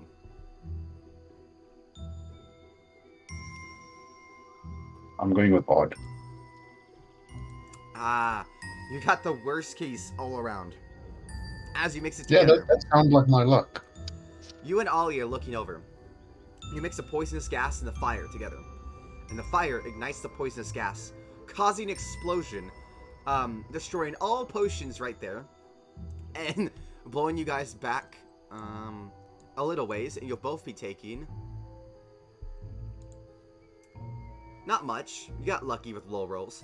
8 points of fire damage, and only 1 point of bludgeoning damage you get thrown back. So fucking lucky with those rolls, man. Yeah, so you take about 9 points of damage overall. 8 fire, 1 bludgeoning. Perfect. Ah, you fucking idiot. Why'd you mix them together? Ollie stands up on his feet. You see So, he has just a to make bunch. sure, only these ones are the ones that exploded. Yes, only those. Anything else in the room is okay. I've got an idea. How about you mix the rest? There are no rest. He looks at the completely destroyed. Like the bottles are everywhere. Like liquids all over the ground. There's a potion by the firewood, and it looks like either honey or alcohol or something there. I don't know what it is, Yeah, but Steve you can picks up. definitely try mixing it. Steve picks up the potion on the table. I think this is a healing potion. I think we need to mix it. Come on. He starts jamming a little bit on his leaves, like, you know you can do it. We both believe in you. Anything you Downstairs, think you can do, you definitely can. downstairs, you hear it muffled, yelling from Olivia as breaks and cracks into what sounds like wood are occurring. I don't think we have time to fuck around and mix stuff. I mean, if you want to, I guess we can try. We go down there and just try it. But, like, we can take the potions. I can take the potions and mix them. Sure. But, like, we're not going to do it now, are we? I am going to give him a Bardic Inspiration die. Thank you.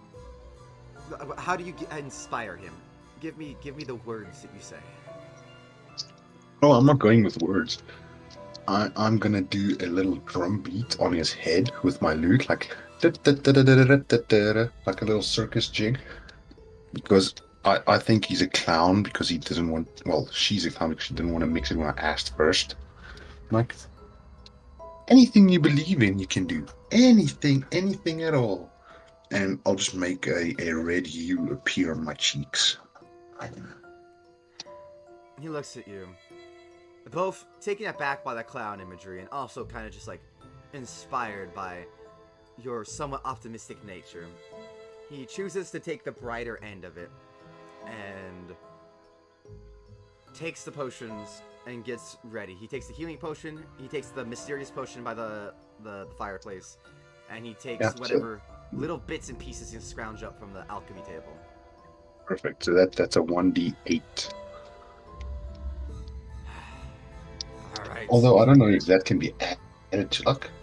You still got Bardic Inspiration. I'm down to add it to luck, just because. Yeah, 1d8. Steve says, though, over here, hey, there's a bunch of, bounties. Like, bounty posters that have been turned in over here. I think this guy is serious. Whoever we're dealing with is serious business. I think we fucked up. I don't know who we pissed off, but we either gotta beg him to let us go, or Steve, he starts like sweating. I don't know, man. I don't know if we can handle a professional bounty hunter. Look at him. He took down a fucking giant, half giant.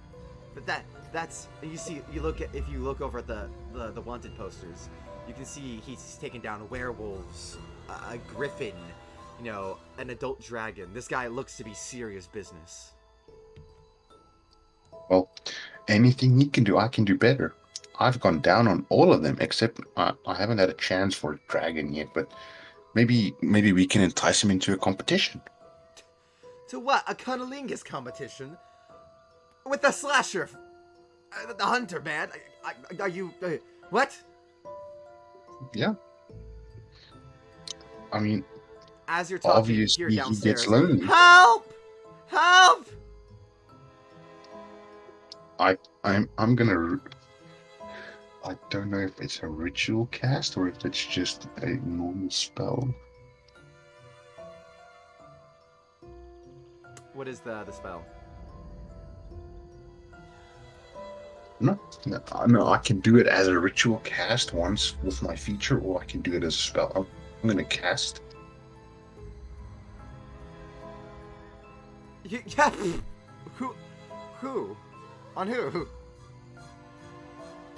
I'm the only person who's going to want to go down and help. Stevie doesn't care. He's blind. Steve will do what I say. There's only one person in here that won't do what I say when I say it. Always like, hey, what the fuck? Hey, can you guys... Starts yelling. Can you guys not hear? Hey! Guys! He's like waving in front of your faces. I just mouth nonsensical words to, like I'm speaking to him, and gesturing like, you can't hear me? No, I can't hear you. Something... I think the hunter did something. I nod my head. Yeah, I agree. And while I'm nodding my head, I'm like, Stevie, don't ever say anything about this. Steve, you're good, dude. I mean, come on. Steve looks We've at been you. mates long enough. Steve looks at you and you can see a bit of hesitancy. He sees that you're like You He's want me gonna to do a listen. persuasion roll? He's gonna listen to you. Oh, that was just like a general vibe check from him. He's gonna listen to you, but you see that like he doesn't quite enjoy the fact that you're basically planning on leaving Olivia for dead down there. I just sort of shake my hands like, I've got a plan. We're not leaving them for dead. He kind of just nods his head, very scared. And Stevie just shrugs and like folds his arms. Ollie still, what? What? Guy, I can't hear. Guys. Is everything okay? Steve just gives Ollie a thumbs up. Ollie's like, okay, cool. Let me know if anything's happening. Perfect. But yeah, we've seen the journal, we've seen that. Did he finish his rolls for the mixing the potion and the unknown potion? Sorry, what was that? Did he finish mixing the potion and the health potion and the unknown potion? No, Ollie agreed to do that specifically like when you guys go down or in the fight. He was like, I'll just do it later. I point at him and like, we're going down now. Get the things ready. He starts to get the potions ready.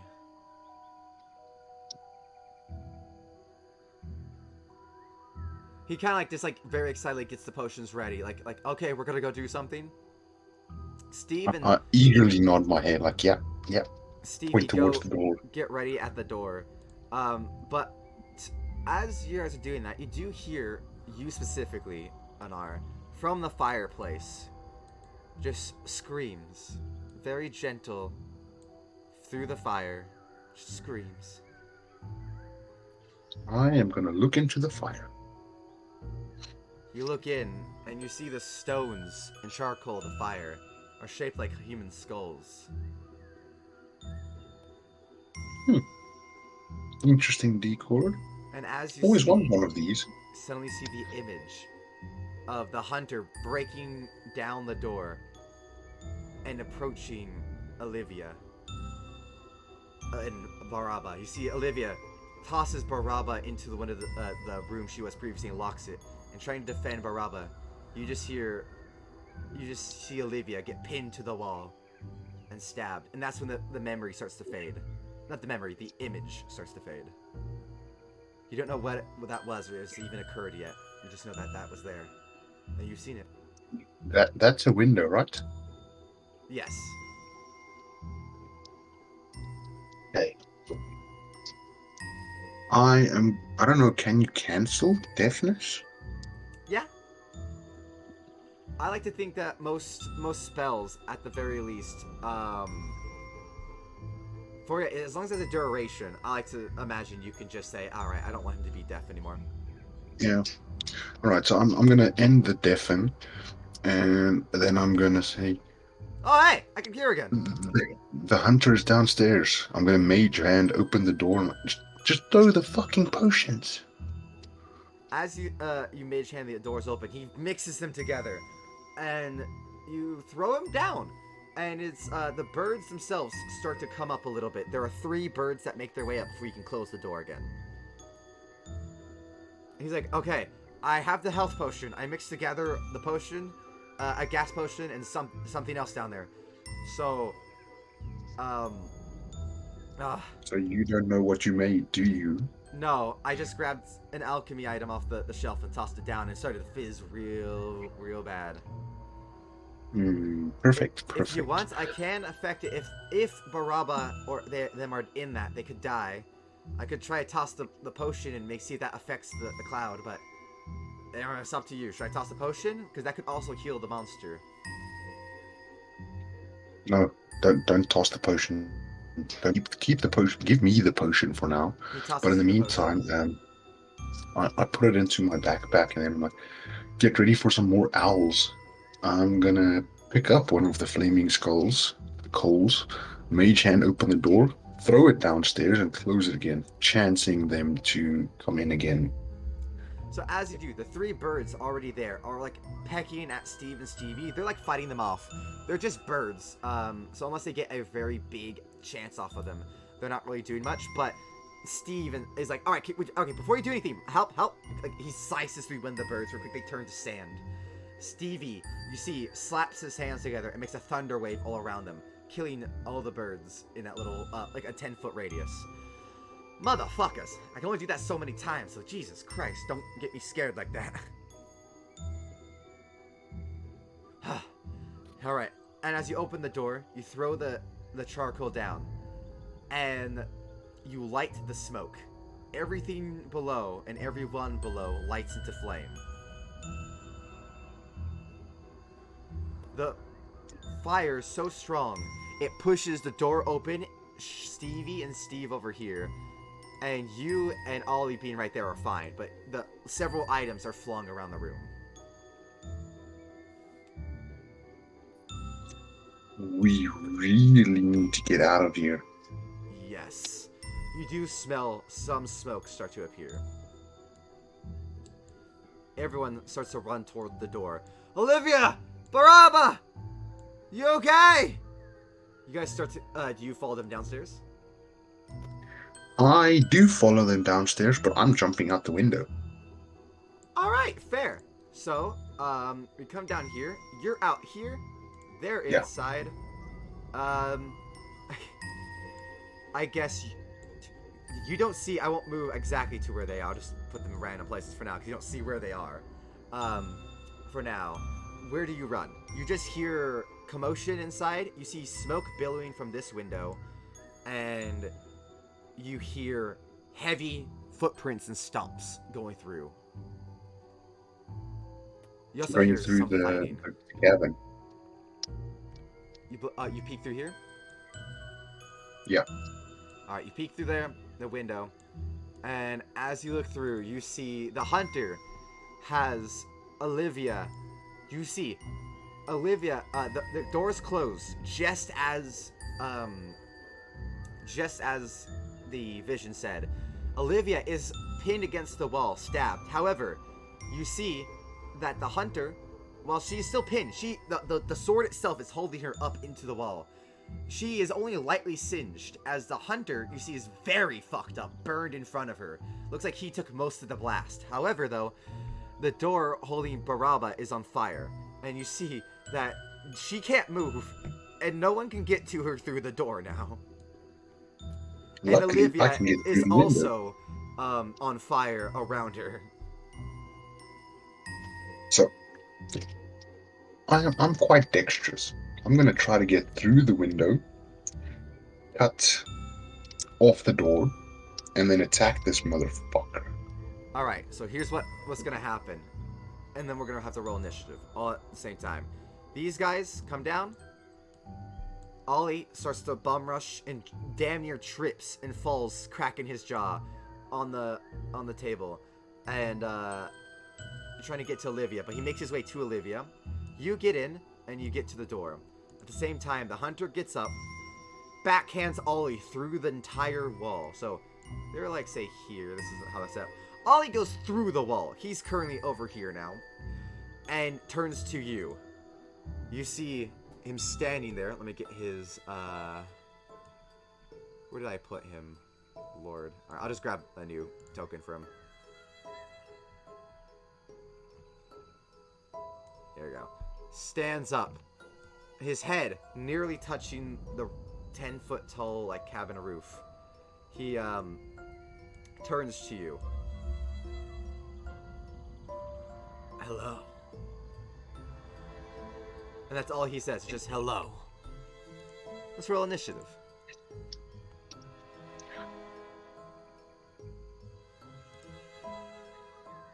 Okay. Got all 5 of them again. Let me set them up over here.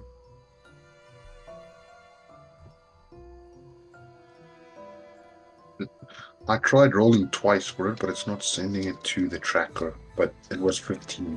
15? Okay. Yeah, 15. Both of them are showing, it's just not sending it to the initiative tracker. Okay. So the first one to get to move is going to be the slasher. Sorry, the hunter. He comes up. He's gonna do two things. He says hello, and goodbye, as he goes to drop kick you through the wall the window you just came out of. Let me see. Oh, plus his bonuses. Yeah, I'm pretty sure a 20. Let me see.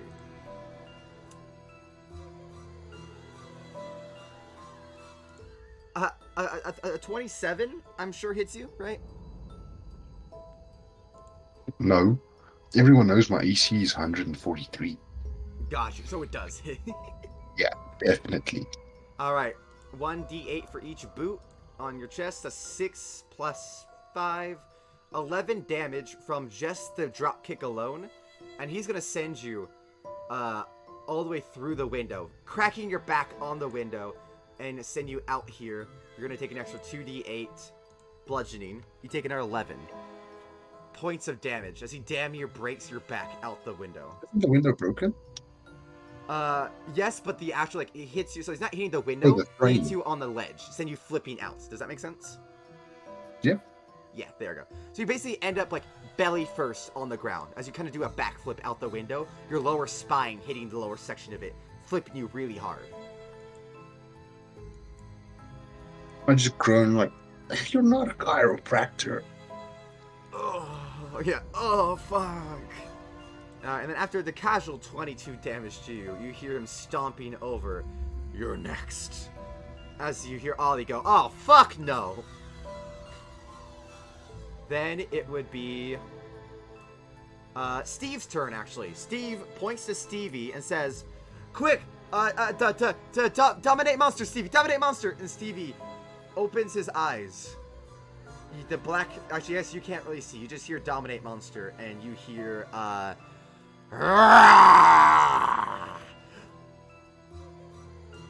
then it would be Olivia's turn. Olivia, because I'm gonna have to put Stevie. I just realized I should stop rolling for Stevie if he's with Steve and just lower Steve's roll by a few points as he guides Stevie. I think I'm gonna do that from now on because Stevie really only moves with Steve. So in that case, I'll have Steve do his turn as well. There you go. Steve will do his turn with Stevie. So Steve, you hear some footsteps, and Olivia, you hear groans and moves over. You see her step up to the fiery door and over to the window. You see she's holding her side, puts her arm out for you. It is now your turn. I'm coming back through and going in. She helps you. I'm gonna say it costs no movement as she used her turn to bring you in. Perfect. That means I can get up to the hole in the wall, essentially. Yes, you can very easily go right up to here, even. And then he's basically over Ollie, about to, like, stab into the table. Yeah, fuck that. Alright, what do you do? I cast Cloud of Daggers. Oh, Cloud of Daggers. Okay. Does it have a dex save? I will tell you now. I don't honestly know. It just says you fill the air with spitting daggers in a cube 5 feet on each side. I think it doesn't. Anyone centered on the point I choose takes the damage. Fair. If you want, then, let me see. You can't hurt anyone now, but you start to shred up everything. So your next turn, you'll start to walk forward into him. The area's 5 foot cube, but I can cast it 60 feet out. Oh, you can center it on it. Oh, wait, did they change Cloud of Daggers? I thought Cloud of Daggers was around you as the person. No, it says you fill the air with spitting daggers in a cube 5 feet on each side, centered on a point you choose within range. Shit. Okay. Hell yeah, then. All right, then he gets slashed to all hell. All of these metal, you summon spectral and magical daggers that floats up around him, spinning in the air. Ollie's like, oh, as a little bit of his leg gets caught in it. He doesn't mind, though, as long as the hunter gets fucking shredded. You see his arms get absolutely caught up in it. Some of his armor gets shredded and ripped off. You see a little bit of blood start to drip out. He turns to you. I think you made him a little angry. I just sort of wave at him with my middle finger like, "You're next, motherfucker." Alright, with that, Ollie's turn. Ollie goes, "Oh, fuck this." And I still have my bonus action though, oh, that's right, your bonus act, my bad. and I have healing word. Oh, hell yeah. Who you gonna healing word? Although I'm only gonna cast it at first level on. I think I'm gonna cast it on my. I'm still decent. I'm gonna cast it on. I think it was Olivia that was pinned against the wall and smacked through it.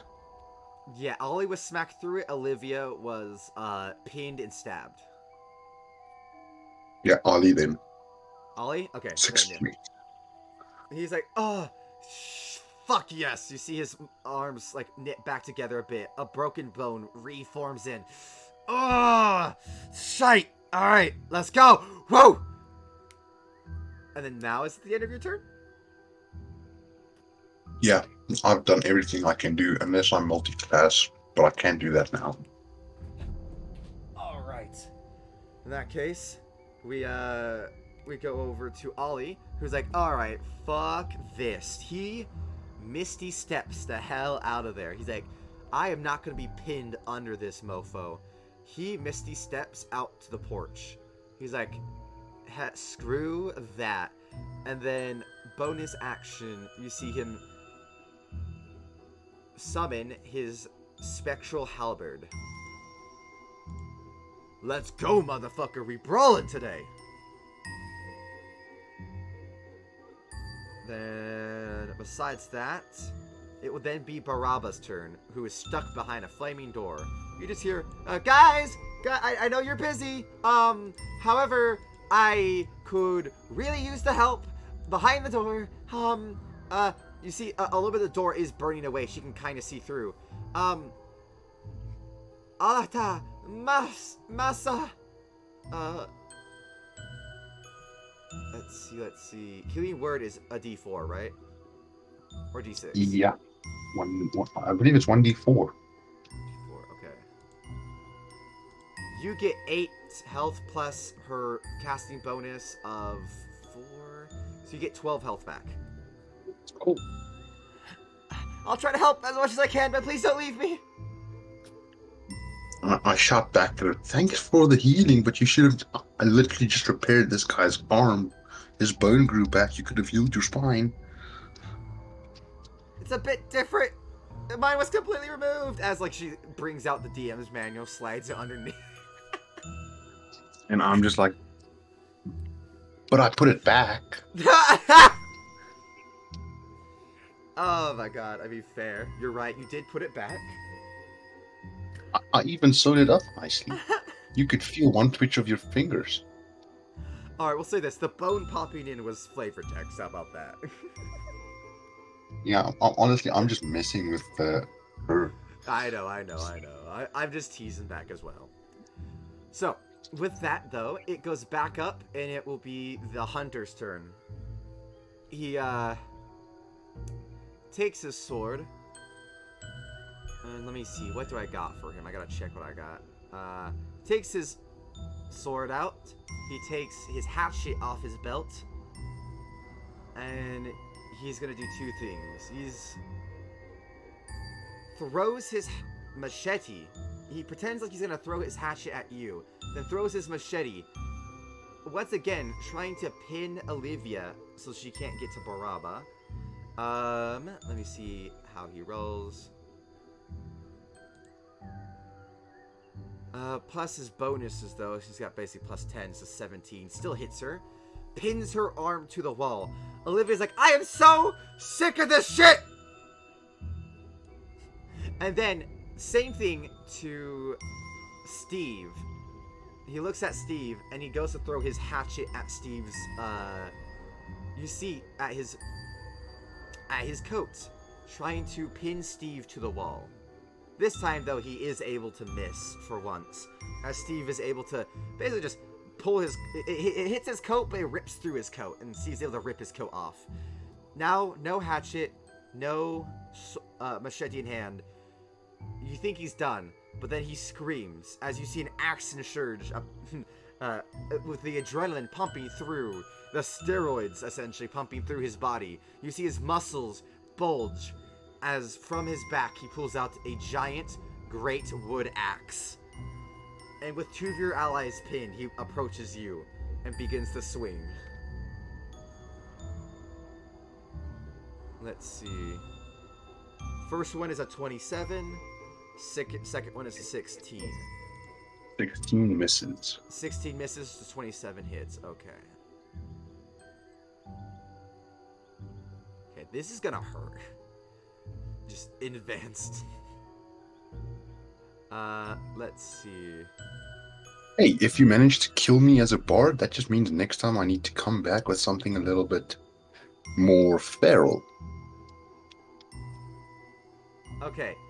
You take 15 points of damage as it slices through you, and the edged blade, the serrated blade, cuts across your gut, giving you, you're almost gonna bleed. Give me a Constitution save. And I will say mine just for, like, time's sake. Just fucking heal me. Yeah. Con save. Yeah. Not a con check. Con save. It's the same modifier, so it's fine. Yeah. Why did it say 2 though? You're good. It works. That works. It's barely, but it works. You don't get the intense bleeding and the gore that happens with having your guts ripped out by the axe. But you do take 15 points of damage as he basically slams you along the side with this giant wood axe, laughing. Timber. Then, with that, ends his turn.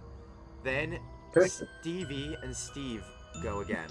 Steve moves Stevie up a little bit closer to the guy and says, point to the right a little bit. He maneuvers him a little bit. Burning hands, now! And you see flame gouts out from Stevie's hand and burns up the hunter. He needs to make a dex save. Oh, he fails! The hunter takes a full fire damage as he gets pushed back off of you. Sent backwards by Stevie. Steve pulls out his crossbow and pops a bolt into him. Let's see how he lands.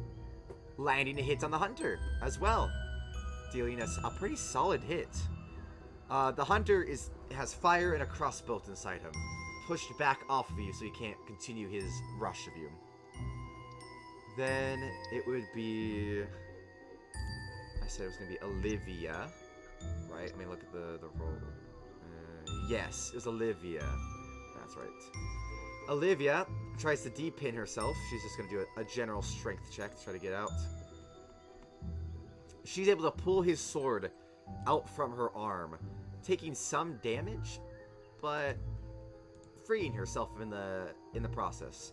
She begins to go ahead and try to get Moraba out of the door. With that, it is your turn. Perfect. I'm gonna laugh at him since he tried to literally gut me. And I'm gonna turn around to fair play, bitch. Oh, what you gonna do? Cloud of Daggers at 3rd level. Oh, wait, don't you already have that going? Is that continuous or at one point? I'm sure it's not continuous.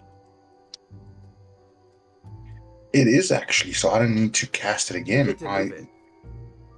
Yeah, I'm just gonna move it back on him, and I cast it at 4th level, so I just roll damage again. Yeah, so as I say, yeah, you just get to roll that damage again. You're good. That's gonna be fun. Oh yeah, no, you're. Oh my god, yeah. The daggers move over, and he just gets shredded all around him. You guys are definitely dealing some spicy damage to this guy so far. Oh, I forgot to roll the fire damage. My bad. Hold on, let me do that. It's like 3d8 for flame of fire. Yeah, there we go. Holy fuck, it's almost max damage. Yeah, holy shit, Stevie. So yeah, you guys have hurt this guy pretty bad so far. He's still standing though, I'll be honest. Still standing. But it's only a bonus action to move your cloud of daggers. So what would you like to do with your actual action? Perfect.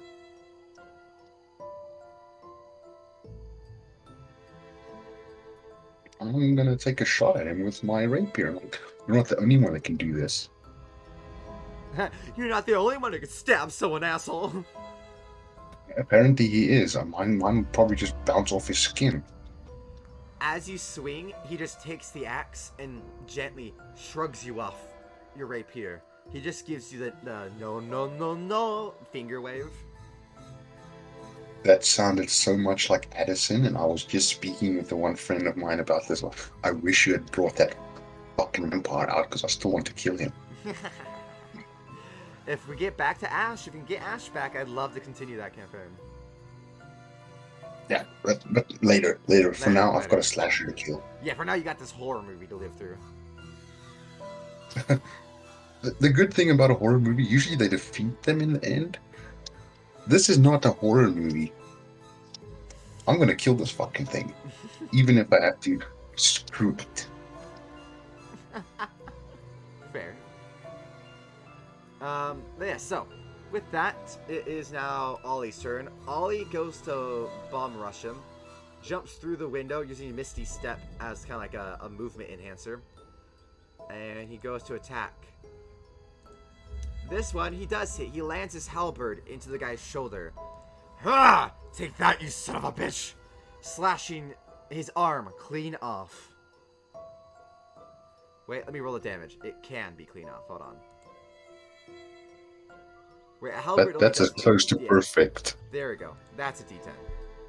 Sorry, I meant to do D10. Still damn near, literally perfect. Yeah, he slices his arm clean off. You son of a bitch! And then Paraba is crying in the distance. Alright, we start up again. The hunter cocks his head, looks at his arm on the ground, and begins to laugh. His arm begins to crawl up Ollie's body and begins to choke Ollie. Ollie has to make a con check. Oh, actually, I have to do an attack roll first. I'll give him advantage for surprise. Yeah, because he does get Ollie. And Ollie has to make a con to see if he gets choked out. Ollie doesn't get choked out this round. Ollie's going to last a few rounds. But Ollie has a hand, an arm, an entire arm on him. Fuck! And then this guy just turns to you. No blood is coming out, but sand is coming out from his wound. One handing the great axe. Sorry, the great wood axe. He turns to you. Not bad. And then, let me see. He does two things. I'm gonna try and surprise him. I'm like, what about we stop this foolishness? You obviously like to hunt. I like to do a different type of hunting. As you're talking, he doesn't even listen. As if you weren't talking. He swings his wound out at you. Oh! Okay, I nat 20 the wound? Okay. Whatever. That would've been cool if it was the axe, but whatever. Alright, cool, the nub punch. No, it wasn't. The fucking nub punch, Darren. Me. With his arm, he nub punches you. Like, not his arm, like his left side. The sand Does touches that mean he only does half strength damage since he doesn't have his full arm? So the thing is, it's not even a punch. The sand touches you, and the sand is burning hot. He gets the sand in your eyes with the nat 20. You're now partially blind, and you're going to take some damage. God, why is it this one, though? Alright, you take, let me see.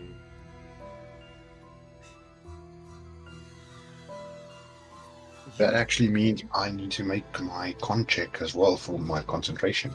You do, yeah. Make your concentration check, which you might not be able to make, because concentration, if correct me if I'm wrong, is 10 plus the damage. You're taking 25 damage. Plus, do the I believe 10 plus the damage, the extra damage, something like that. Yeah. So it's like, I guess if you could make it a nat 20, you might be able to keep it. He just basically lit up your eyes and your face with lava sand. Fuck, 30-20. You know what? I'll say you can keep it because you're gonna need it. You're gonna need this. I'll say you can keep the cloud of daggers going. Perfect. But because of that, it is also a nat 20. So I'm thinking about it because if I double it, it's gonna really hurt. I'm not gonna double it. I'm just gonna reroll one of the d8s. You get an extra 1 point of damage. Dude. Just fucking do it. Double it. Fine, 30 Either 30 is 8 points of damage. Either I die or I die. Alright, fine. He grabs you and he basically shoves it down your throat. You basically choke on the hot sand. You take 38 points of fire damage. As I'm choking, I just do it harder. What was it? Duet? Do it harder. Oh, harder. And with that, then he throws his axe at Steve and Stevie. Let me see. He's gonna throw his axe. Missing, it lands beside them. But he throws that first, then he can choke you, slam it. There you go. That's the whole instance. So he throws his axe, grabs you, slams the nubs in your face, makes you choke, throws you back, and then he's standing there looking at you, kind of chuckling, seeing how fucked up you are. It is now Steve and Stevie's turn. Steve goes to try to pull out his axe from the ground. Let's see. Can he do it? Nope. In fact, Steve... Oh, fuck, and that one. Steve, going to pull it up, accidentally pulls it up too hard, slamming it into Stevie, pinning Stevie both into the wall, incapable to cast spells, and now dealing damage to Stevie. Luckily, he's a little bitch and only deals 3 points of damage to Stevie. But, oh, there's also the bleeding. Hold on, there's a serrated blade as well. Ah, fuck. Okay, he deals 7 points of damage to Stevie, and Stevie has to make a con check. Oh, fuck me, Stevie. Stevie's now bleeding. Stevie like, brother, what the fuck? Ah! Steve's like, oh my god, I'm sorry, I was just trying to grab it, I'm trying to grab it. The hunter laughs maniacally. Oh yeah, it's all coming together. Besides that, Olivia goes and kicks down the door to get to Baraba. She fails, burning her leg, getting it stuck in the door. She's gonna take some fire damage. Fuck, fuck, fuck. You hear Baraba like, stop, stop, stop, stop, stop, stop, stop, stop, stop, stop, stop, stop, stop, please, stop, stop, stop, stop. Oh my god, don't do it that way. And you see, they're stuck there. Then it is now your turn. So we'll start off with the cloud of daggers. Yes, that damage does continue.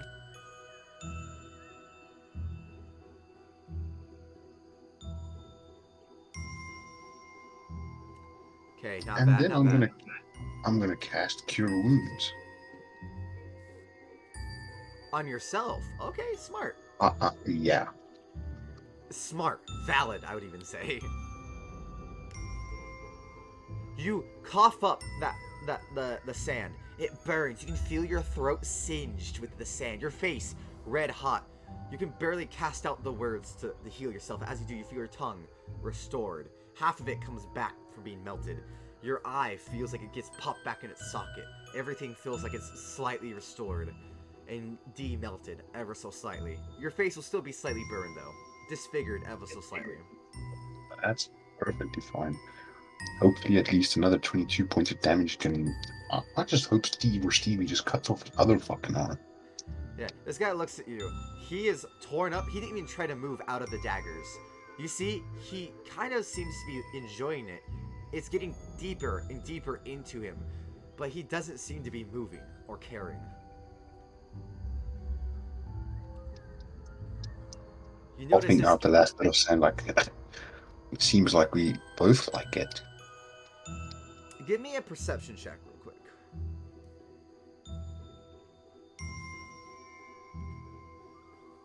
See if you notice this. Oh yeah, you notice that some of his wounds, as you stab them, heal back up immediately.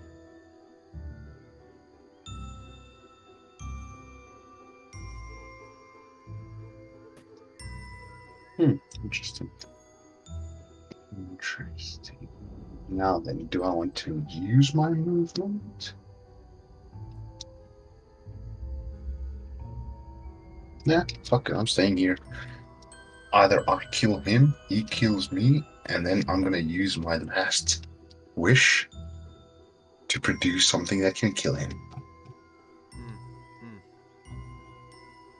Wish? Yeah. How do you have the wish spell? Oh, I'm gonna bribe the DM. Ah, fair. Fair. That's always fair. Alright. That's literally why people play in person. It's so that they can bribe the DM with pizza and drinks.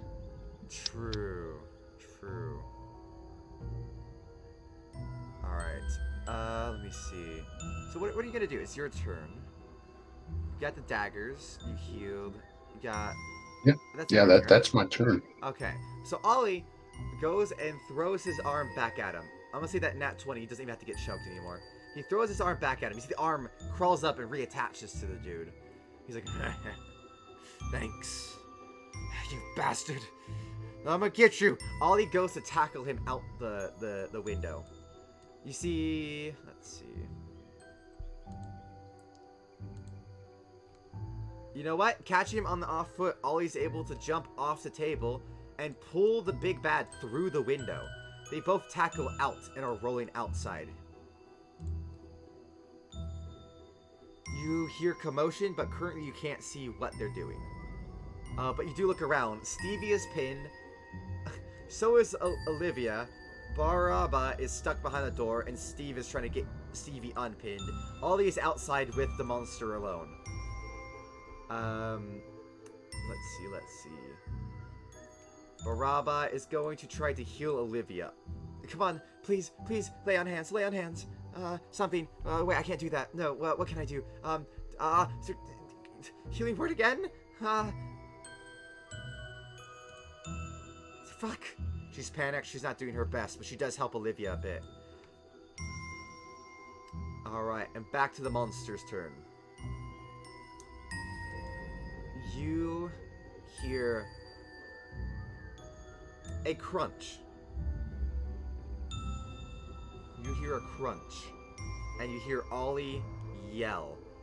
Ah! Fuck! No! No! And you just hear it become a kind of an echoed no. And then you just start hearing slamming of metal into metal.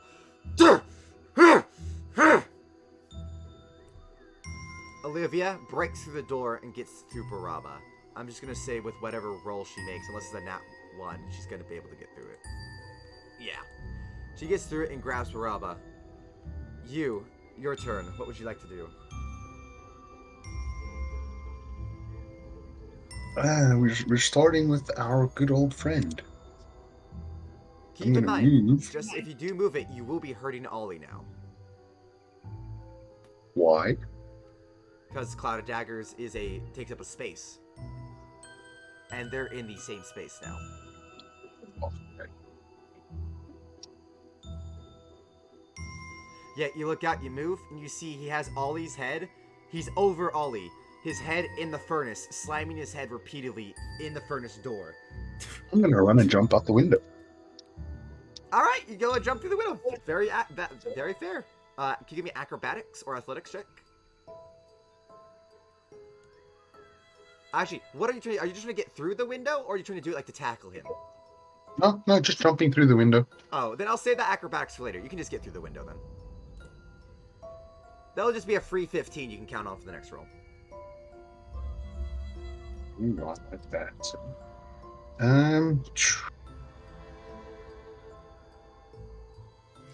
So yeah, basically imagine Ollie is just like in this with him, like in his little bubble, essentially. I mentioned door. Oh, where? I'm gonna grab Ollie, since a willing creature can teleport with me. I'm gonna teleport away. So Dimension Door isn't a teleporting though. You can go through it to move. And yes, he's willing, but you still have to pull him through away from the monster. It's not like Blink or Gaseous form. I remember. Yeah, then that's not gonna help.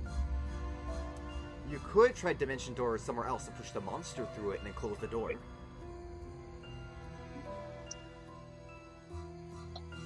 I'm gonna do it 500 feet into the air. Smart. There we go. I can work with that. You Yeah, I'm gonna try and push him into it. All right, give me a contested strength check. Actually, I'll let you choose. Go for his AC or a strength check. Okay, let's go for his AC. My strength is even worse. Smart. Unarmed? What was that? Unarmed, yes. Sorry. Which to hit modifier? Unarmed, my weapon. Strength. Or unarmed, yeah. I don't even think I can hit his AC unarmed. You could.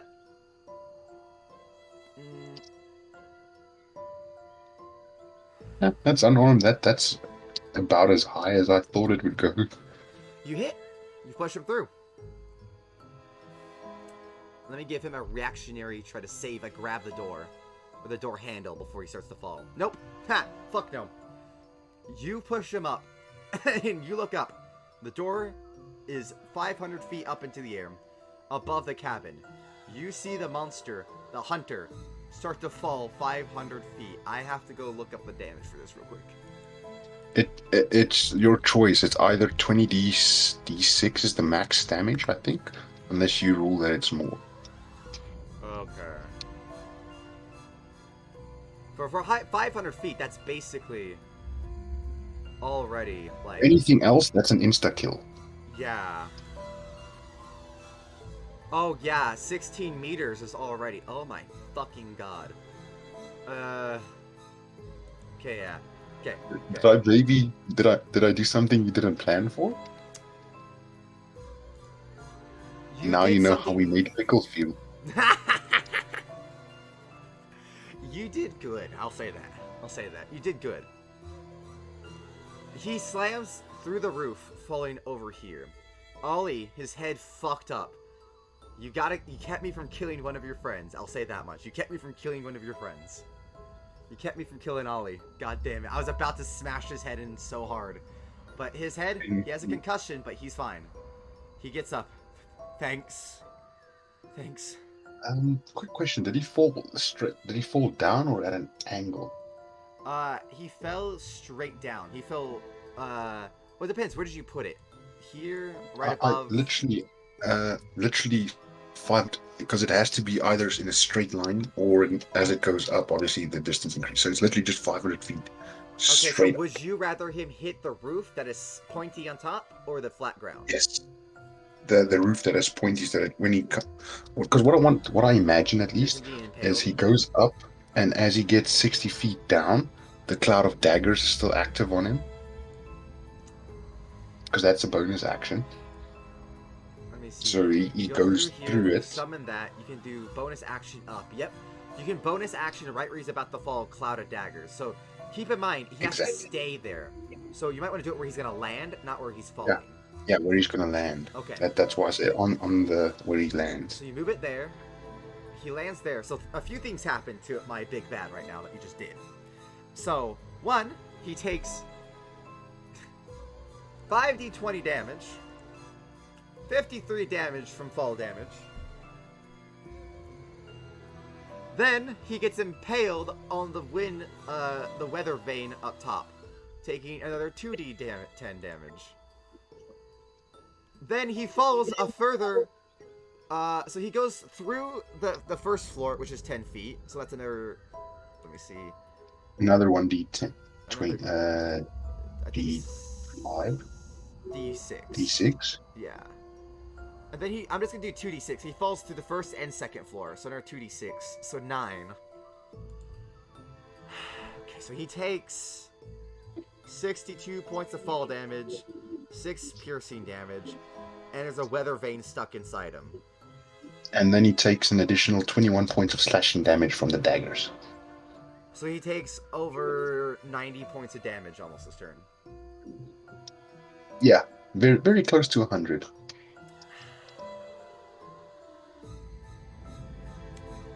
Honestly, I was not expecting that type of numbers for damage from a bard.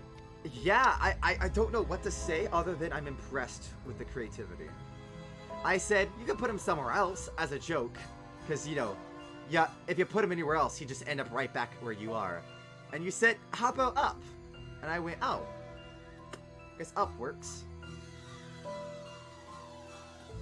Yeah. I was literally reading the description as you said anywhere else. Like, what about in the air? Yeah, oh, damn. Alright, let's see. Let me check how much health this fucker has then. Hold on. You didn't expect me to check his health. God.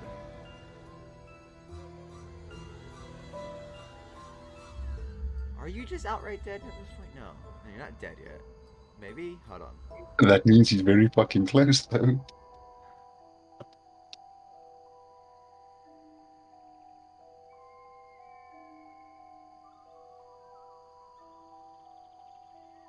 He's pretty close. He's on, like, I would say his finishing act. Alright, so with that, I'll say... It works out well. We're going to take a break from initiative as he needs a moment.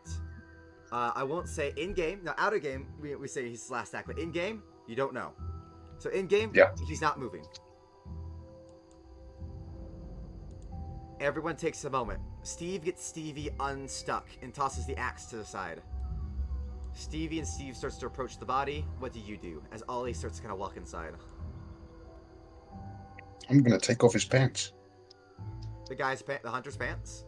Yeah. Alright. So you guys start to go up to him. You all start to look at him as he's laying there. His indent, he's broken through the chair. He's indented into the ground. As Ollie and you start to take his pants, his hands come up through the ground, as through the floorboard itself, grabbing Ollie's throat, pulling him into the floorboards as we reset initiative at the top. Ollie, as you hear a sickening crunch, dies. I scream, you just used your last life, fucker. Or at least as far as you're aware, Ozzy dies, as his body does go limp. I guess, because this D&D, and there's death saving throws, we'll see if Ollie dies. Yeah, fair enough. But yeah, I won't tell you where he is on his death saves, because what I'm going to do to make this interesting is I do want to keep it D&D related, so I still want death saves, but the amount of damage he took extra over his health determines how many death saves are already down. I won't tell you how many. Yeah, fair enough. There we go. He starts to stand up, pushing you back into the fireplace. He looks at his axe. Thanks for tossing it clear nearby. As he walks up and goes to just basically behead Steve in one swift set of attacks. Oh, hold on. I didn't expect both of them to hit. Oh, Steve, you lucky human, Steve. The humans are pretty lucky. They should have gotten the lucky trait instead of halflings. I mean, look at that damage, Darren. Look at what I did to him. Look at what I could have done to him. Fuck. Look at what I could have done to him. Imagine 100 points from the dimension door, plus an additional 40 points of slashing damage, and all the extra damage you would have had him taken. You would have taken 160 points of damage in one round. Not even one round, in one attack. Not even an attack, a teleportation. Wanted to behead Steve so bad. Alright, Steve gets pushed into the wall, and what saves him from being beheaded is that the axe digs into his neck, but it gets stopped by the wooden log beam next to him. The hunter turns around and just kind of laughs at all of you. He's there. Bloody. You see, at this point, is a mix of sand, blood, and everything. You see his chest, where the wind chime went through, is open at this point. You see a beating heart. But it's not a heart. It's a sewn-together heart, like he's a puppet. With, you see, magical Icarus blood and sand pumping through him. Never seen a more advanced living being before. Every day I look in the mirror, bitch. Let's see. It will be Stevie goes to. He's blind as shit. So what he's gonna do is he's gonna randomly feel around, and I'm gonna call heads or odds or even. See if Stevie touches you or the monster. Even. All right, touching the monster. He does. What is it called? Vampiric touch. Vampiric touch. He goes to touch the monster and deals. Vampiric touch. Fuck. What is the damage? Is it 3d6 or 3d8? I can double check for you. Would you mind double checking?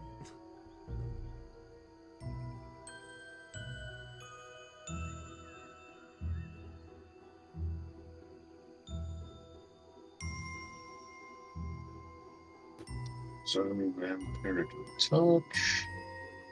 3d6 necrotic damage, and you're getting hit points equal to half the amount of damage. Okay. Something you do notice is that this guy does take the damage. He takes the full necromancy damage as Stevie goes to touch his arm. Get off me, you bastard. Pushes him off. Stevie gets shoved off to the back, but you see some of Stevie's wounds are healed. I think I got him! I think I got him! Then Steve is gonna grab Stevie and back him the fuck up to make sure they don't get attacked again, or try not to. And he's gonna try to pop him with a crossbow himself. With his bonus he hits. Not a lot of damage, but the hunter takes a crossbow into the mask. You see a bit more of that sand and blood pour from his mask. Olivia, fucking done with this shit, takes the blade that the guy had and bum rushes him, leaving Baraba behind and safe, slashing at him with a barbaric rage. You motherfucker! Ooh, damn, Olivia. Alright. One of them hits, for sure. That's gonna deal double there. Let's see. Alright, he definitely takes a solid amount of damage. You see she slices up, even stabbing his heart at one point. You see that's when he reacts, shoving her away. Don't touch it! I'll skin you all! As you see birds start forming around the windows. In the next turn, you think the birds are going to swarm in again. Alright, it is your turn. Perfect. I think I still got like 5 rounds left of Cloud of Daggers. You do. Alright, it gets on him, tearing him up. Sons of bitches! Then, so that's your bonus action. How about your main action?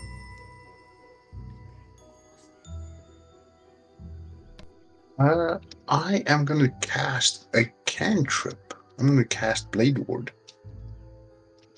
So you're going to cast a cantrip of what? Blade Ward. So I have Oh. resistance against bludgeoning, piercing, and slashing damage dealt by weapon attacks. Alright, what you get? All of it, or is just one of them? All of them, Until okay. the end of my next turn, all of them. Fuck, that's cool. Shit, I should use that more often. What the hell? That's Yeah, awesome. and then fuck it, I'm going closer. Alright, you get closer. Or quick question though. I know that this window is open now. Yeah. Are the rest of them still boarded up? Several happens, like in this area over here, you can kind of see this table's been flipped up, this table's been flipped and pushed up over here. A few of the chairs have been pushed up against the door over here. There was a chair against this window, but then they went through it and broke it. Down here, there's fire spreading, and over here, this one is still with the windows boarded up with the bed. Perfect. So we've got some protection. Some protection, yeah. And at least we're in the room technically that's the most protected. There's only one window they can come in, and there's only so many of them in one space. Exactly. But yeah, I just moved closer, and then I'm just like, come at me, bro. Let's go, bitch. Me and you. Alright, you do your Bardic taunt maneuver. And much like every RPG like World of Warcraft, he now targets you. Let's see. Alright, jokes aside though. Let me get the actual drawings out. Okay, let's see. We have Ollie, who... Let me do his save. Alright, good for him. That's Fine. good news. Yep, Baraba lays on the ground, looking up, trying to, Olivia put her on her back, so she's just looking up at the roof, doing her best. God, I feel bad for basically disabling Baraba at this point, but, Hey, you've nearly killed 2 of my friends, and I've saved both. yeah, you're doing a pretty good job trying to keep him alive. If I'm being honest, any more damage, and I definitely would have killed Ozzy. Or Ollie, not Ozzy. Ollie. Let's see. Okay, that's the top of turn then. So he comes up, he takes his axe, and he's like, I won't fail my hunt! And he slams his axe down at you and Olivia, trying to cleave through you both. Okay, one is gonna be a 22, the other will be a 25. Does that, I'm guessing that hits you? Yeah. Okay.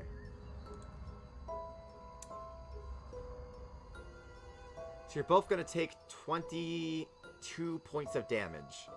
Oh wait, no, plus 1. 27 points of damage. You take half of that, so 27 halved.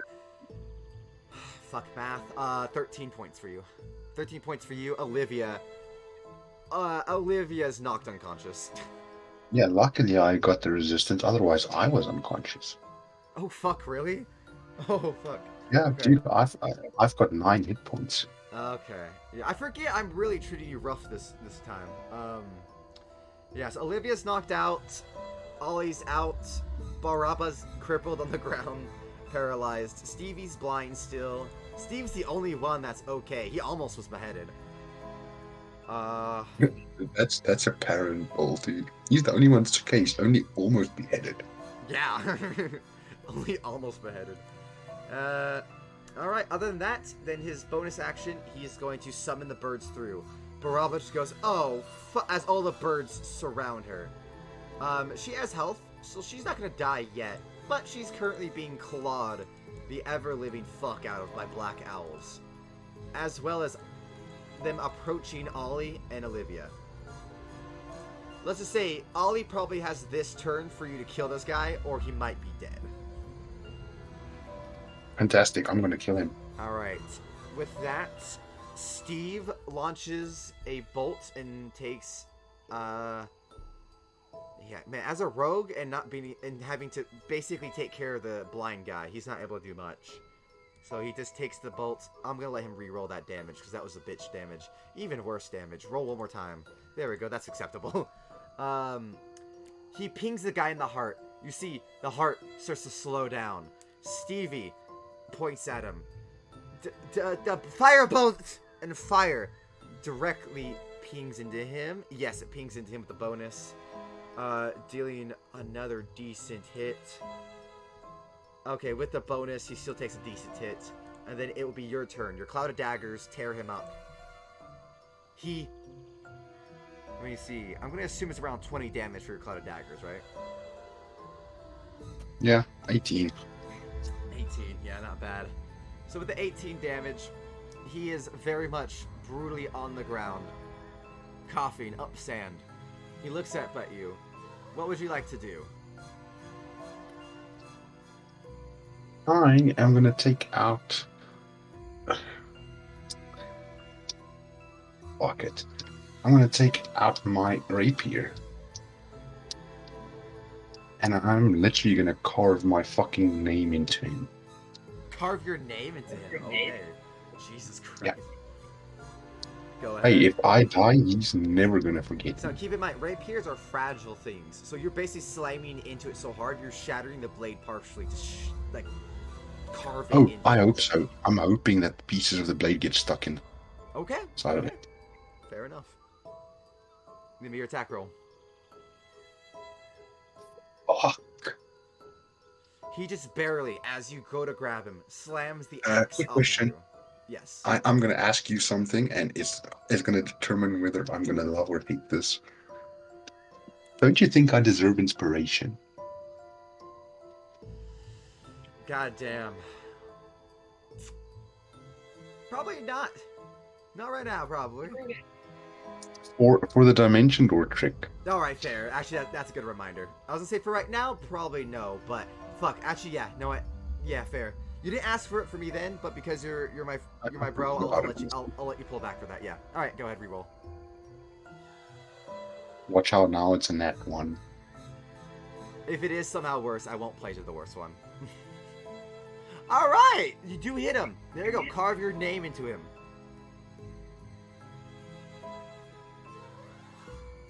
There we go.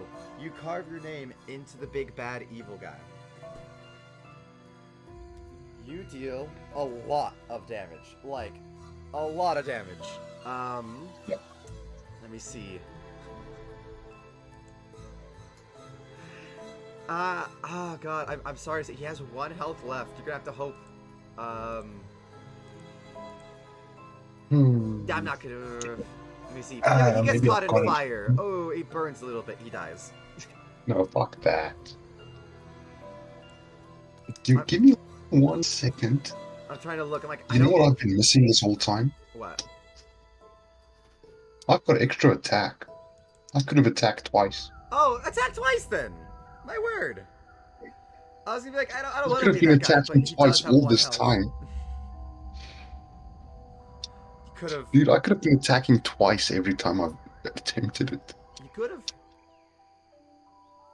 You very much could have. There's a 26 hit. There you go. You kill him. You carve your name into him, and as he gets pushed into the flame, you raise your hand up and ritualistically. How would you like to kill him? I stab the piece of my broken and shattered rapier into his heart, summon a mage hand directly above his face in bright neon pink, flipping him off and say, I told you you're next, motherfucker. Nice. You growl at him. Yeah, I told you you're next, motherfuckers. You slam the middle finger into his face, taking your shattered rapier into his heart.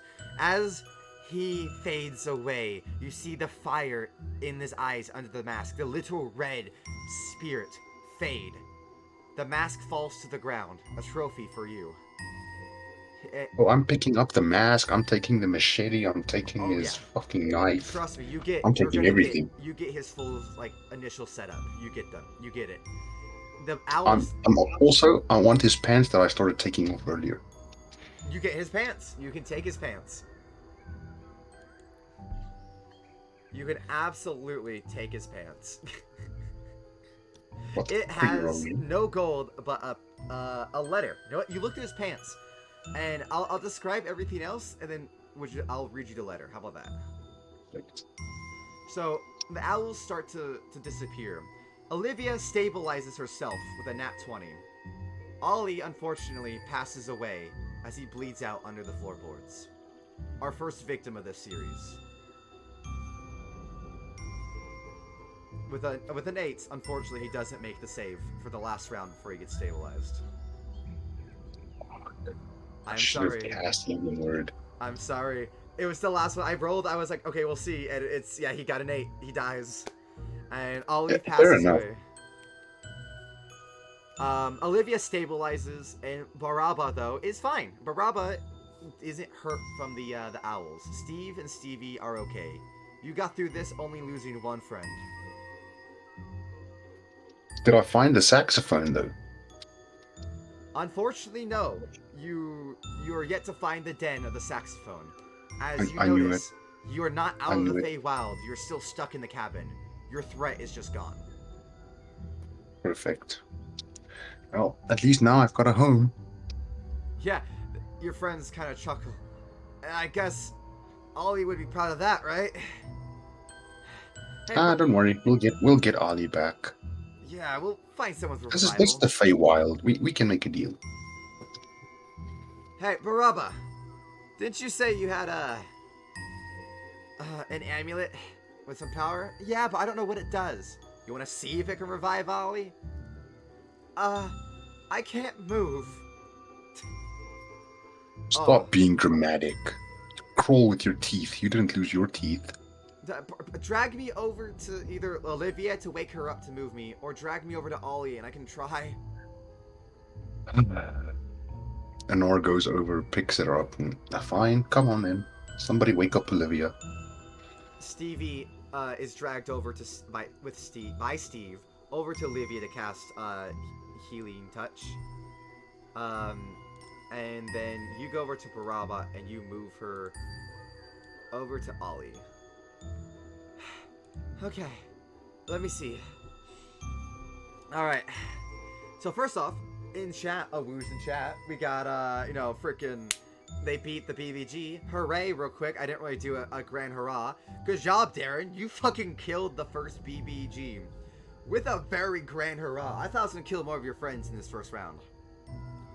Honestly, you very, very nearly did. Some of the healing that I took as a bard came in clutch. And that Blade Ward literally saved my ass. Yeah, no, this was me trying to play a very bad, rough and dirty DM, and I think I did pretty decently, eh? Yeah, you did very good, dude. All right. And even when you wanted to let up a bit and just take the easy way out and not use the crit, I was like, no, I can take it. I can take it. Yeah, I was a bit worried about it, but I'm glad we did the crit. That last minute Blade War definitely made it a lot more interesting. But yes, so you drag Baraba over, and let me give a roll. If she gets high enough, I'll say she can save Ozzy because he just barely passed.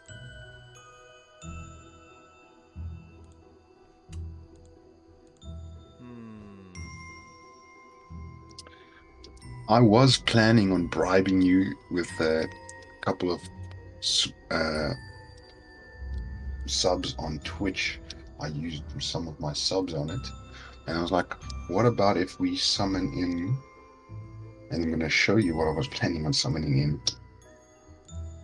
Just a special one-off appearance. Okay. Did you bring it into Discord?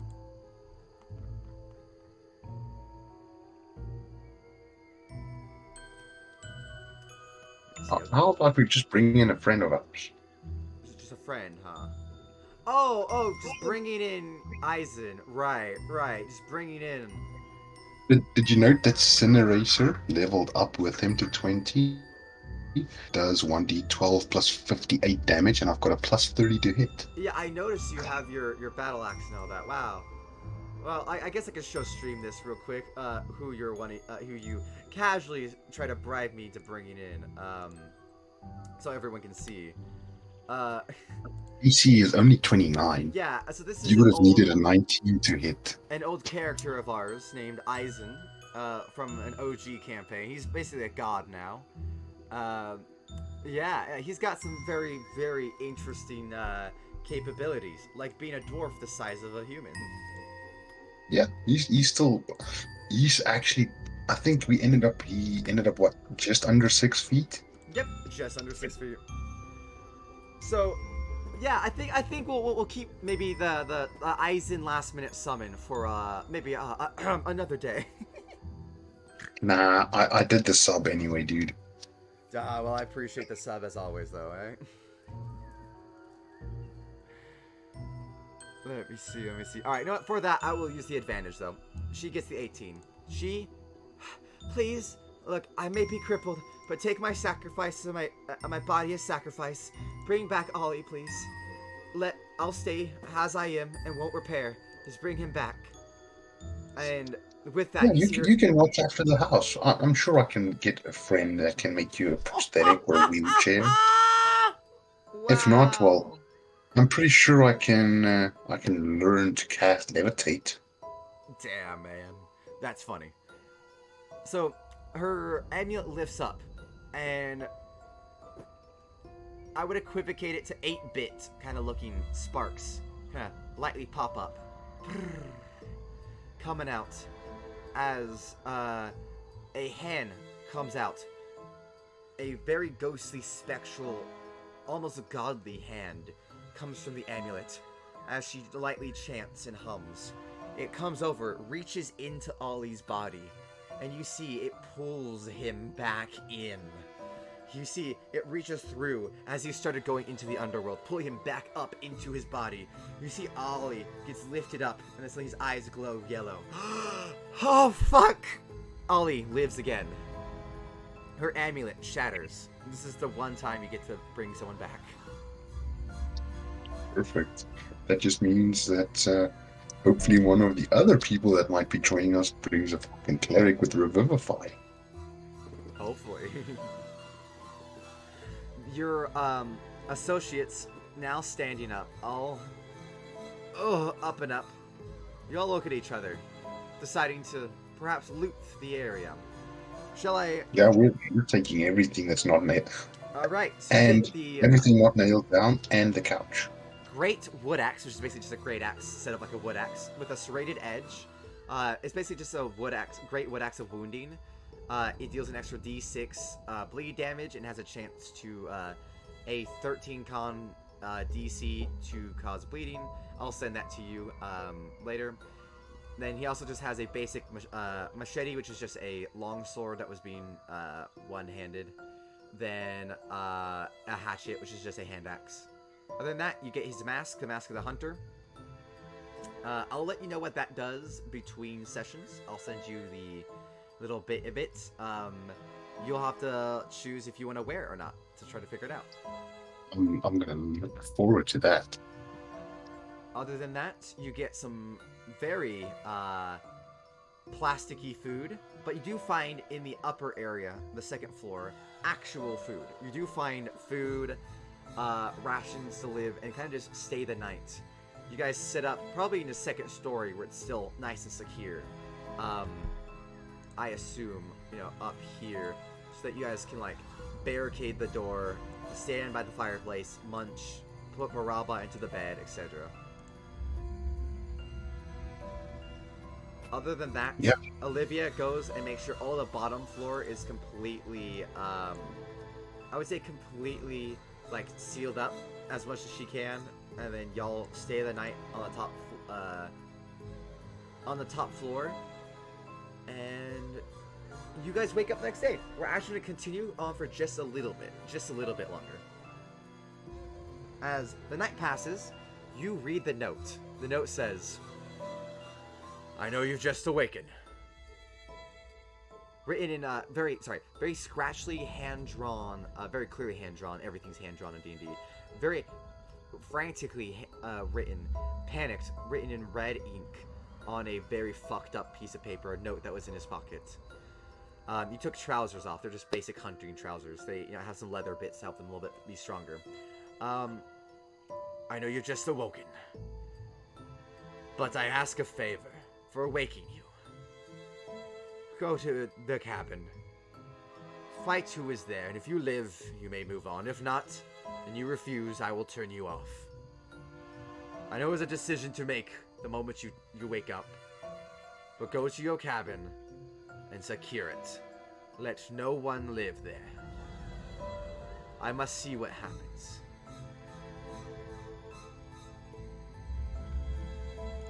Sounds like we've got a voyeur and you didn't even pay.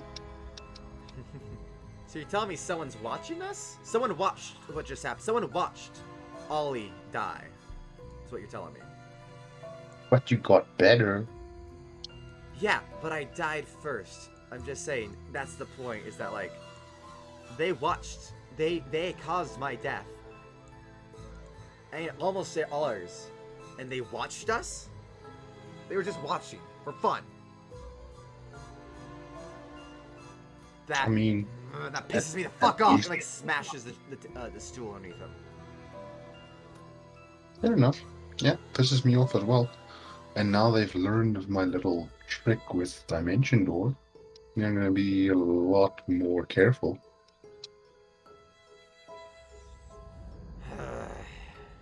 God, and we're still here. We're still here. Killing that guy didn't face anything. He's obviously whoever signed that is the actual person tormenting us for some fuck off reason. Ollie just ranting and raving at this point. Olivia gets up and, puts a hand on his shoulder. Yes, someone's tormenting us, but we must leave. I think we stay the night. Try to get Barappa as healed up as you can. Try to get her arm working, at least one of them. And then we'll, using Stevie as well. We'll try to use both your powers and whatever you can muster up as well. Arna. I think we can just do our best, and then we'll try to get at least her hand moving, and then we'll take what supplies we have here, and we'll head off. Because up here you can find a few potions of healing, so 2 more potions of healing besides what you had, about a week's worth of rations for all of you, and some basic random household supplies, blankets. You find a tent that you can probably set up, etc. Does that sound okay? Like a decent plan? Yeah, I think let's do that. We definitely need to see what we can do to get everyone up and running. I'm not gonna wait here till something happens. I want to get the fuck out. Alright then, with that case, who's standing watch first? Nor just looks down at himself like, not fucking me. Stevie's like, I'll keep an eye out. I can hear the door opens. Steve, you're with Stevie. Ah, fuck me, Stevie. Hell yeah, man. Not what I meant. Aw. Then, as you guys rest, the evening comes to an end. You guys rest. Do you attune to the mask? Yeah, I'm gonna attune to the mask. Alright. Next time, I will let you know what the mask does. For now, you guys wake up. You start out back into the woods. You guys hike. You get Barappa packed up on their back, on Olivia's back. You guys are all healed up. You go hiking out into the woods with the supplies at hand. Worried, concerned, and feeling a watchful eye on you at all times. You venture forth. And we will continue what happens next time on Bardic Logs. There we go, everybody. There we go. Hell yeah. How was that, Darren? Did you like that? Yeah, I liked it. That was a lot of fun. I thought you were gonna kill all of the NPCs. I thought about it. I definitely thought about it. I was Don't lie, gunning for you it. tried to kill some of them. Yeah, let's see. Ollie, I definitely almost killed. Got his head smashed in twice. And I did kill. And then Baraba almost got her killed. Olivia could have got her killed. The only one I guess I really couldn't was Stevie, the blind motherfucker. And Steve got lucky he didn't get beheaded. Yeah, and me. And You nearly killed me if it wasn't Blade Ward. Yeah, and for That lots would of have put me healing. down. Lots of healing, and that's if it wouldn't have needed so much healing if that you didn't hit that fucking crit. True, that crit definitely messed you up. Yeah, you know what? You rolled That the crit punches did though. about half of my health damage. Damn, how much health do you have, by the way? 75. Oh my god, I got you close for like most of the fight. Oh, Jesus. Yeah, dude, I'm a bard. I don't have a lot of health. I'm not Eisen. I don't have 415 HP. Very valid, I just kind of forgot. Holy shit. Very, very Not valid. a bad session for a bard though. No, not a bad session for a bard at all. No, absolutely not. You killed a slasher flick inspired BBEG. And I guess I'm proud of you. That was very good. You thought well about it. I was definitely gunning for death, and you survived. I gotta hand it to you. That was all your thinking. Yeah, it was a lot of fun. Honestly, the image that I've got in my mind, I survived a slasher flick and killed the evil guy Yeah. as a music nerd. Yeah? A literal musical nerd kills a slasher villain and then fucking, dances on his corpse and sings a little tune about it. Literally. Well, then now I need to get a new rapier. True. True. Here, hold on, let me pull up so they can actually see us talking on Discord. There we go. Then they can see us chit-chatting here. Wait, what? Why is it not? Oh, hold on, I need to pull it up this way. Come on. Why is Bardic logs over that? There we go. But yeah. So, I will say, do you want, or I will ask, do you want a hint to what next week's little adventure will be in our D&D, adventure that we're going on? Of course. All right, so next week is gonna be a theme of, to put it, I think the best way I can will be dreams, kind of like what I told you, dreams, and trust. Are you gonna get me back for the fucking castle romp? No, I'm not gonna get you back for Castle Rump, but it may seem very similar at certain aspects, but it's very hard to put someone trapped into one place and not have it feel similar, It's a very similar idea. I know. But yeah, I guess a true hint I can give that won't spoil, think tavern or motel. Dreams and, someone holding a grudge. I'm already looking forward to this. Yeah, I am too. Honestly, I really am too. I'm very excited. I'm sure you can already kind of tell that this whole thing is supposed to be like a movie. Like someone is watching and observing and noting you guys. Yeah, it's a combination of a couple things like Friday the 13th and the Saw movies, and yeah. Yes, it's a very nice little mixture of very different horror genres and movies that I'm hoping to bring together to make a nice little series for us. That this should go 3 to 4 episodes. If we really need an extra ep, I can put one together. For now, I have 3, but I can definitely throw an extra one together pretty easily. But yeah, that one was, I believe, the inspiration was Slasher Flick and Cabin in the Woods. I noted. Yep, and Cabin in the Woods. I just like the Cabin in the Woods a lot. I like that series. So Yep, this is the whole same. vibe. Honestly, when you had the thing first in the forest, and I was like, but you're not making me do any rolls. I'm starting to get a bit worried. And I was like, okay, we get to the cabin, and still not any rolls. And I was like, oh, fuck, I think I might be in over my head. Oh yeah, there was no rolls to be made. You just entered this realm. You are stuck here. I know that. I meant more like, obviously, it's a horror cliche, so something is stalking you, you don't see them, you always just miss them. Oh, yes, that's what you meant. Yeah. I get you then. I get you. Yeah, no, you the entire time you were definitely not going to see him until it was basically too late. There was going to be no warning, and knowing you're not going to be the stupid horror movie like protagonist just going to walk into a place when he doesn't want to. If I given you like a something that wasn't like somewhat safe looking or something, I just you're rational, I expect you to act rational. And so I definitely was like, I needed to make sure I didn't like get too spooky. I didn't want to make the monster chase you already. I just wanted it to be a little unnerving all the way up until you were basically, like you said, in over your head, in too deep, couldn't get out. Yeah. This is one of those cases where an hour would just be like, I went in too deep, but I came back out.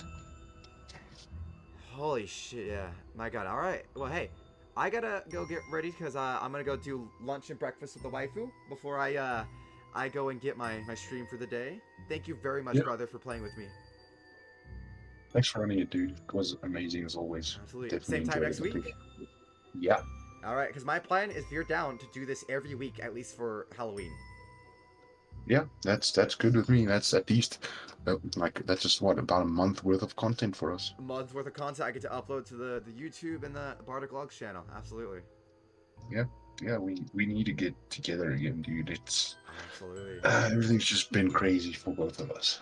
It has. Plus, Pickle has got her thing, and my lord, I I cannot wait to do the D20 Modern with you, though. Oh, my lord. I have been probably driving Nadia up the wall with how much I talk about it. Like, I just can't stop. I'm excited.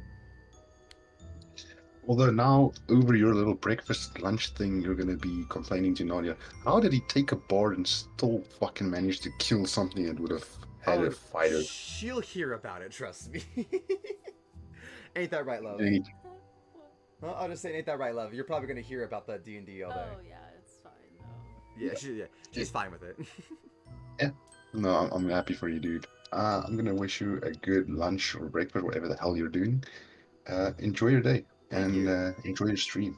You as well, Cheers, man. Nadia. He said cheers. All right, see you later, my dude. Bye bye. Cheers, bro. All right, let's see. Who should we raid? It's a D&D day, so who should we raid on a D&D day? Who do you think, Nance?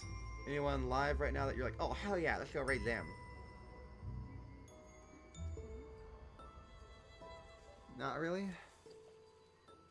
Let me go get the Discord off of stream as well. There we go. Let's see.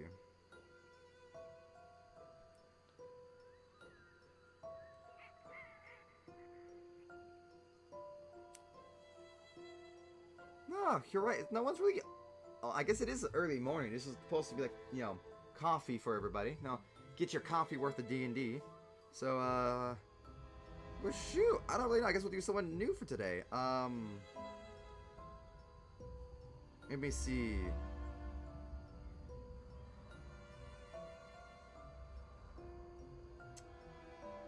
You know what? We can go do... Just Joel's. They got the Gold Rush of 2023. It looks like they're doing Dark and Darker. Dark and Darker being a, you know, medieval type game. I think works for D&D. Alright, everybody. Say hi to Joel's for me. Thank you very much for watching if you have been. Don't forget to check out, you know, TikTok, X, aka used to be Twitter, you know, your own Twitch, YouTube, everything, TikToks, all the blah blah blah, at Wolfer28. Thank you very much for watching if you haven't, and if you have, and if you haven't, I'll see you guys next time. Bye bye!